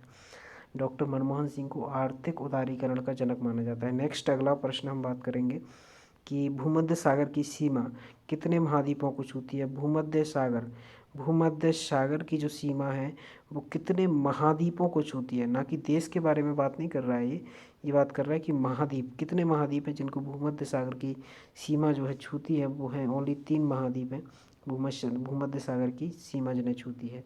नेक्स्ट अगला प्रश्न हम बात करते हैं, ये स्टैटिक प्रश्न होते हैं दोस्तों, इनमें कुछ आप बता नहीं सकते चाहते हुए भी। नेक्स्ट अगला प्रश्न है हमारा, लॉस्ट चाइल्ड के लेखक कौन है? लॉस्ट चाइल्ड के जो लेखक हैं वो हैं दोस्तों मुल्कराज आनंद। जी हाँ, मुल्कराज आनंद जो है वो लॉस्ट चाइल्ड के लेखक हैं। और सलमान रश्दी बहुत ज़्यादा फेमस, जो अभी लेटेस्ट में जो सबसे ज़्यादा फेमस जो कवि चलते हैं वो सलमान रश्दी जी चलते हैं। इन्हें दोस्तों बुकर प्राइज़ भी मिल चुका है। और नेक्स्ट हम बात करते हैं, अगला प्रश्न है हमारा, खिलाड़ी माइकल शुमाकर का संबंध किस देश से है? माइकल शुमाकर का संबंध दोस्तों, ये बॉक्सिंग से संबंधित एक खिलाड़ी हैं। माइकल शुमाकर नहीं, बॉक्सिंग से संबंधित नहीं है दोस्तों, ये रेसिंग या F1 रेसिंग से संबंधित माइकल शुमाकर फेमस एक रेसर रह चुके हैं ये। और ये जैसे लुइस हैमिल्टन है अभी, और भी बहुत सारे हैं। उसी तरीके से स्टार्टिंग में जो बहुत ज़्यादा फेमस हुआ करते थे वो माइकल शुमाकर थे। और इनका संबंध किस देश से है? तो ये जो थे ये जर्मनी से संबंधित थे, या जर्मनी के एक जो थे रेसर थे माइकल शुमाकर। जी हाँ, नेक्स्ट हम बात करते हैं, अगला प्रश्न है हमारा। और मैं बात करूं, यहाँ पर दे नहीं रखा, यूके या इंग्लैंड के जो अभी फेमस हैं लुइस हैमिल्टन, वो कहाँ के हैं? वो हैं दोस्तों इंग्लैंड के। जी हाँ, नेक्स्ट हम बात करते हैं, अगला प्रश्न है हमारा, किस संविधान संशोधन के तहत लोकसभा के कार्यकाल को 6 वर्ष से घटाकर 5 वर्ष कर दिया गया है? किस संविधान संशोधन में के तहत लोकसभा, पहले जो लोकसभा का जो कार्यकाल रहता था वो जो रहता था दोस्तों, वो रहता था 6 वर्ष, तो उसको 6 वर्ष से 5 वर्ष किस संविधान संशोधन के तहत किया गया था? तो ये किया गया था 44वें संविधान संशोधन के तहत लोकसभा का जो कार्यकाल है वो 6 से 5 कर दिया गया था। जी हाँ, अगला बात करूँ, 1976 में जो संशोधन आया था वो आया था 42वां संविधान संशोधन। इसी को हम मिनी संविधान के नाम से भी जाना जाता है, क्योंकि इस जो संशोधन में था, इस संशोधन में संविधान के बहुत सारे भाग, बहुत सारी चीज़ों को परिवर्तित किया गया था। इसलिए संविधान में 42वें संविधान संशोधन को बहुत ज़्यादा मुख्य माना जाता है 1976 में। और 44वां 1978 में आया था 44वां संविधान संशोधन। नेक्स्ट हम बात करते हैं, लोकसभा में किसके मत को निर्णायक मत कहा जाता है? तो निर्णायक मत देने की जो अधिकार या जो कहा जा सकता है लोकसभा में, वो किसका हो सकता है? तो वो हो सकता है दोस्तों लोकसभा का अध्यक्ष। जो लोकसभा का अध्यक्ष होता है, अगर ये निर्णायक मत कब देने की स्थिति बनती है? जब दो पार्टी हैं जो उन्होंने मत की हैं वो इक्वल नंबर पे आ जाएं, 100 और 100 पर आ जाएं, तो 101 बार जिसका होगा वो जीत जाएगा उस चीज़ को। तो वहाँ पर 101 बार जो मत देने के लिए इंसान आएगा वो खुद लोकसभा अध्यक्ष होगा। जी हाँ, खुद लोकसभा अध्यक्ष होगा। ऐसे पर राज्यसभा में नहीं होता है। आप सोचो कि राज्यसभा में भी जो है निर्णायक मत देने का अधिकार उपराष्ट्रपति के पास या जो राज्यसभा प्रमुख के पास होता है, वहाँ नहीं होता है। जी हाँ, नहीं होता। नेक्स्ट हम बात करते हैं, अगला प्रश्न है हमारा, सार्वजनिक लेखा समिति में राज्य के कितने सदस्य होते हैं? सार्वजनिक लेखा समिति ये और होती है, सार्वजनिक लेखा समिति होती है। इसमें जो होते हैं राज्यसभा के कितने सदस्य होते हैं सार्वजनिक लेखा समिति में? ये होते हैं 7। ये सार्वजनिक लेखा समिति लोक लेखा समिति ही बोलते हैं इसको। क्या बोलते हैं? लोक लेखा समिति ही बोलते हैं। तो यहाँ पर भी वही बात हुई है, 7 होते हैं राज्यसभा से और जो 15 होते हैं वो होते हैं लोकसभा से। नेक्स्ट हम बात करते हैं, अगला प्रश्न है हमारा कि द रीडिस्कवरी ऑफ इंडिया पुस्तक को किसने लिखा था? तो रीडिस्कवरी ऑफ इंडिया पुस्तक को जो लिखा था वो लिखा था दोस्तों, इनमें से किसने लिखा था? रीडिस्कवरी ऑफ इंडिया पुस्तक जो लिखी थी वो लिखी थी हमारे मेघनाथ देसाई ने। जी हाँ, रीडिस्कवरी ऑफ इंडिया, हाँ, rediscovery of India Meghnath Desai ने लिखी थी। और डिस्कवरी ऑफ इंडिया कन्फ्यूज इसलिए हुआ कि डिस्कवरी ऑफ इंडिया जो लिखी थी वो लिखी थी जवाहरलाल नेहरू ने। और मैं बात करूँ रीडिस्कवरी ऑफ इंडिया किसने लिखी थी? ये लिखी थी मेघनाथ देसाई ने। जी हाँ, नेक्स्ट हम बात करते हैं, अगला प्रश्न है हमारा, ब्रेक डाउन प्लान किससे संबंधित था? ब्रेक डाउन प्लान जो संबंधित था वो किससे संबंधित था? वो था लॉर्ड बेवेल से संबंधित था। और लॉर्ड कैनिंग के टाइम पर क्या हुआ था? 1857 में जो आंदोलन हुआ था वो लॉर्ड कैनिंग के समय पर ही हुआ था। जी हाँ, नेक्स्ट हम बात करते हैं, अगला प्रश्न है हमारा कि बिग पुश थ्योरी किसने दी थी। बिग पुश थ्योरी जो दी थी वो किस शासक ने या किसने दी थी, तो वो दी थी दोस्तों आर रॉडन ने दी थी बिग पुश थ्योरी। आर रॉडन ने बिग पुश थ्योरी दी थी। और ये क्वेश्चन आप याद कर लीजिएगा कि आर रॉडन ने क्या दिया था, ये बिग पुश थ्योरी दी थी आर रॉडन ने। नेक्स्ट हम बात करते हैं सबसे पहले क्षेत्रीय ग्रामीण बैंक की स्थापना कब की गई थी। सबसे पहले जो हमारे क्षेत्रीय ग्रामीण बैंक होते हैं, आपने सुना होगा कि आपके राज्य में भी होगा कि मध्य प्रदेश ग्रामीण बैंक, या आपने राजस्थान ग्रामीण बैंक, ये सुने होंगे दोस्तों आपने क्षेत्रीय ग्रामीण बैंक कि छोटे स्तर पे जो खोले जाते हैं, जो किसानों को या किसी भी जो समुदाय को जो होते हैं जो लोन देने का काम करते हैं, वो छोटे स्तर पे ये ग्रामीण बैंक करते हैं। और इनकी जो स्थापना हुई थी वो सर्वप्रथम कब हुई थी, तो इनकी जो स्थापना हुई थी वो 1975 में हुई थी। और यहाँ पर बहुत ज़्यादा मतलब अब ये बहुत ज़्यादा सक्सेस है दोस्तों। जी हाँ, हर जगह दोस्तों पहले बैंक नहीं जा पाते थे, हालांकि अब तो बहुत ज़्यादा प्रसार हो गया है इंटरनेट के माध्यम से। लेकिन पहले जब इनका बैंकों का इतनी ज़्यादा पहुंच नहीं होती थी, तब यही बैंक जो थे ग्रामीण बैंक, जो बहुत ज़्यादा इंपॉर्टेंट रोल निभाते थे भारत के विकास में। जी हाँ, नेक्स्ट हम बात करते हैं अगला हम बात करते हैं 1999 के नाम से दोस्तों मुझे एक चीज़ याद आ रही है, वो है दोस्तों जीआई टैग अधिनियम। जीआई टैग अधिनियम 1999 में आया था। जी हाँ, 1971 में बांग्लादेश आज़ाद हुआ था और 1965 में शिमला समझौता हुआ था। जी हाँ, नेक्स्ट हम बात करते हैं मनी प्लांट किस भारतीय बैंक का एटीएम नेटवर्क है। मनी प्लांट के नाम से किस भारतीय बैंक का एटीएम नेटवर्क है। मनी प्लांट के नाम से, मनी प्लांट के नाम से जो भारतीय बैंक का एटीएम नेटवर्क है वो कौन सी बैंक है, वो है दोस्तों कर्नाटका बैंक। कौन सी है, कर्नाटका बैंक का जो एटीएम नेटवर्क है उसका जो नाम है वो है मनी प्लांट। जी हाँ, नेक्स्ट हम बात करते हैं अगला प्रश्न है हमारा राष्ट्रीय कृषि बीमा योजना कब लागू की गई थी। राष्ट्रीय कृषि बीमा योजना जो लागू की गई थी तो वो की गई थी 1999 में। राष्ट्रीय कृषि बीमा योजना से मतलब दोस्तों यहाँ पर ये है कि फसलों का बीमा। जी हाँ, फसलों का जो नुकसान होता था पहले, जिसमें आप कह लो कि जब कोई आपदा आ जाती थी, कोई ज़्यादा पानी बरस जाए, कोई ज़्यादा सूखा पड़ जाए, तो उससे संबंधित बहुत ज़्यादा प्रॉब्लम जो है किसानों को फेस करनी पड़ती थी। तो उसके से बचने के लिए जो है 1999 में राष्ट्रीय कृषि बीमा योजना का जो है स्टार्ट की गई थी।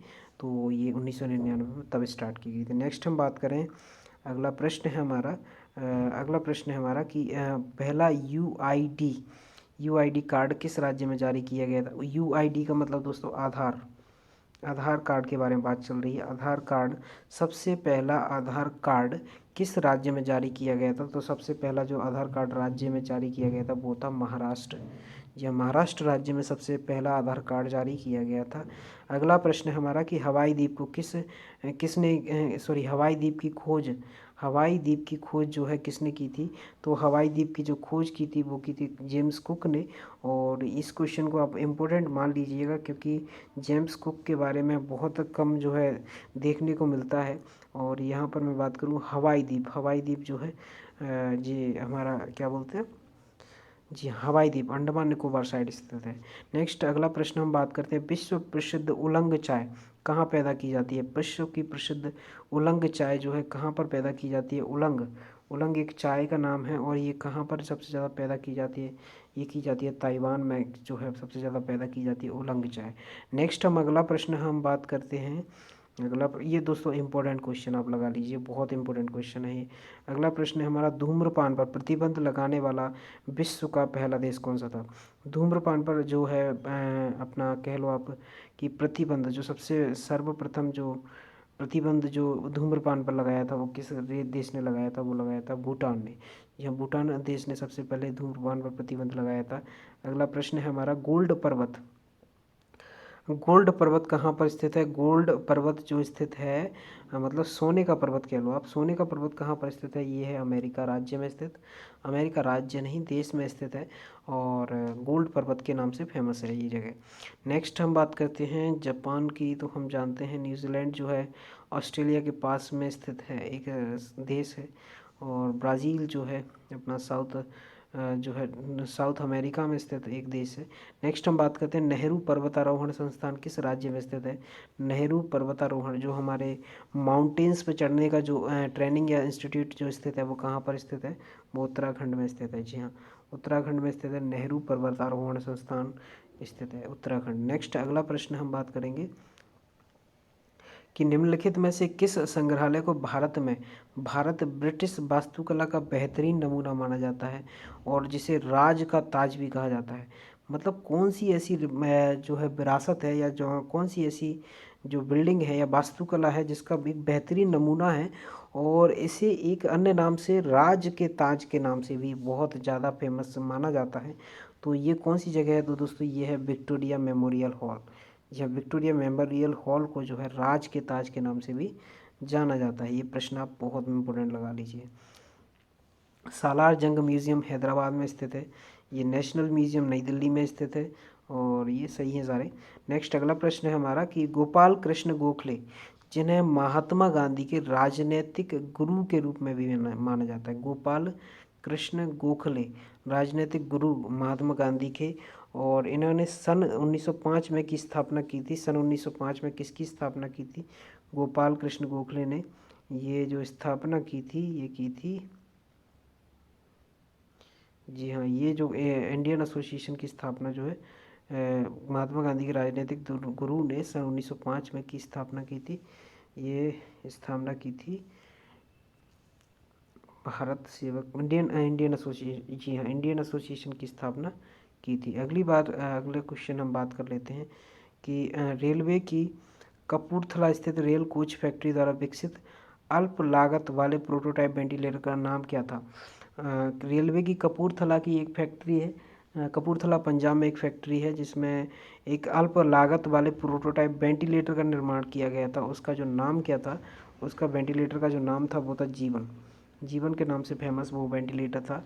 जी हाँ, अगला प्रश्न है हमारा कि अगला प्रश्न बहुत इंपॉर्टेंट कि विश्व की पहली सोशल मीडिया साइट कौन सी थी? जो विश्व में सबसे पहली, आज हम देखते हैं बहुत सारी सोशल मीडिया साइट्स हैं, फेसबुक ले लो, इंस्टाग्राम ले लो, आप ट्विटर ले लो, ये सारी सोशल मीडिया साइट्स हैं। और लेकिन अगर मैं बात करूं कि विश्व की सबसे पहली सोशल मीडिया साइट्स कौन सी थी, तो आप यकीन मानिए कि वो जो थी दोस्तों, ये थी अपनी सोशल मीडिया साइट जो थी हमारी, विश्व की सबसे पहली जो सोशल मीडिया साइट थी वो थी हमारी, तो दोस्तों वो साइट थी जो पहली सोशल मीडिया साइट के बारे में अगर हम बात करें कि सबसे पहली सोशल मीडिया साइट कौन सी थी, तो दोस्तों वो थी 6 डिग्री। जी हाँ, ये आप मोस्ट इम्पोर्टेंट क्वेश्चन में शामिल कर लेना कि ये, क्योंकि दोस्त यहाँ पर सब लोग जो आंसर लगाएंगे वो फेसबुक तो नहीं लगाएंगे, ऑर्कुट या ट्विटर में से एक लगा सकते हैं, लेकिन 6 डिग्री के बारे में कोई नहीं सोचेगा, जबकि यही आंसर है। विश्व की पहली सोशल मीडिया वेबसाइट कौन सी थी? वो थी 6 डिग्री। जी हाँ, नेक्स्ट हम बात करते हैं, अगला प्रश्न है हमारा कि निम्नलिखित में से क्या हृदय की धड़कन और श्वास गति को नियंत्रित करता है? तो जो हृदय की धड़कन जो हमारी चलती है 72 मिनट में जो धड़कता है हमारा, 1 मिनट में जो 72 बार जो हमारा दिल धड़कता है, उसकी जो धड़कन होती है, और श्वसन गति जो होती है, रेस्पिरेटरी सिस्टम जो हमारा कंट्रोल करता है, वो कौन सी चीज़ करती है? वो करती है मेड्यूला ऑब्लोंगेटा। जी हाँ, ये करता है। नेक्स्ट अगला हम बात करें पीयूष ग्रंथि, दोस्तों ये होती है हमारी मास्टर ग्लैंड के नाम से भी जाना जाता है इसको, पीयूष ग्रंथि को। जी हाँ, नेक्स्ट अगला प्रश्न हमारा ये है कि 1857 के महान विद्रोह के समय दिल्ली का नेतृत्व बहादुर शाह के पास केवल नाम मात्र का था। मतलब नाम मात्र के शासक कौन थे? वो थे बहादुर शाह जफर 1857 की क्रांति के टाइम पर। और लेकिन वास्तविक नियंत्रण किसके हाथ में था उस टाइम पे? वास्तविक नियंत्रण भी तो होगा दिल्ली का, उस टाइम पे किसके हाथ में जो था वास्तविक नियंत्रण था? वो था दोस्तों जनरल वक्त खां के हाथ में। जनरल वक्त खां के हाथ में जो था वास्तविक नियंत्रण था दिल्ली शासन का। जी हाँ, 1857 के टाइम पर। अगला प्रश्न हम बात करते हैं, अगला प्रश्न की ललित कला अकादमी जो कि कला की राष्ट्रीय अकादमी है की स्थापना में की गई थी। ललित कला अकादमी की जो स्थापना की गई थी वो कब की गई थी? वो की गई थी दोस्तों 1954 में। जी हाँ, ललित कला अकादमी की स्थापना जो कि राष्ट्रीय अकादमी है, इसकी स्थापना जो सबसे पहले की गई थी वो 1954 में की गई थी। और ये आप इम्पोर्टेंट लगा लीजिए इस क्वेश्चन को। या फजल अली की अध्यक्षता के बाद जो पहली बार जो राज्यों का गठन हुआ था वो 1956 में ही हुआ था। आंध्र प्रदेश, मध्य प्रदेश, बहुत सारे राज्य जो हैं करीबन करीबन 10 राज्य के आसपास जो हैं 1956 में बनाए गए थे। जी हाँ, नेक्स्ट अगली हम बात करें, अगला क्वेश्चन है हमारा, रेडियो का संचालन सबसे पहले भारत में कब हुआ था? तो रेडियो का जो संचालन जो है भारत में सबसे पहले हुआ था, वो हमारा हुआ था 1927 के आसपास। जी हाँ, 1927 में हुआ था। और मे बी ये क्वेश्चन मैं दोस्तों पहले करा चुका हूँ, ये क्वेश्चन मैं पहले करा चुका हूँ कि रेडियो का जो संचालन है वो सबसे पहले कब हुआ था। ये हुआ था दोस्तों 1927 में। जी हाँ। और अगला प्रश्न, 1930 में तो असहयोग आंदोलन हम बात कर चुके हैं। और इसके बाद इस 1930 में ही हमारा जो है दांडी मार्च हुआ था, जो गांधी जी ने किया था अपना 6 मार्च से लेकर 12 अप्रैल तक जो किया था। जी हाँ। और अगला प्रश्न है हमारा, 1923 में बेलगांव में गांधी जी ने जो है अधिवेशन किया था, कांग्रेस के अधिवेशन की अध्यक्षता की थी महात्मा गांधी जी ने। जी हाँ। अगला प्रश्न है हमारा, अगला प्रश्न दोस्तों, ये यहाँ पर हमारे प्रश्न ख़त्म होते हैं। और बताइए दोस्तों आपको ये हमारा वीडियो कैसा लगा। और यदि दोस्तों आपको हमारे ये वीडियो सच में अच्छे लग रहे हैं और आपको पसंद आते हैं हमारे प्रश्न के कलेक्शन, तो प्लीज़ हमारे इस चैनल को लाइक कीजिए, सब्सक्राइब कीजिए और पसंद करना मत भूलिए, और शेयर भी करिए दोस्तों मेरे वीडियोज़ को। थैंक यू सो मच दोस्तों, थैंक यू वेरी मच।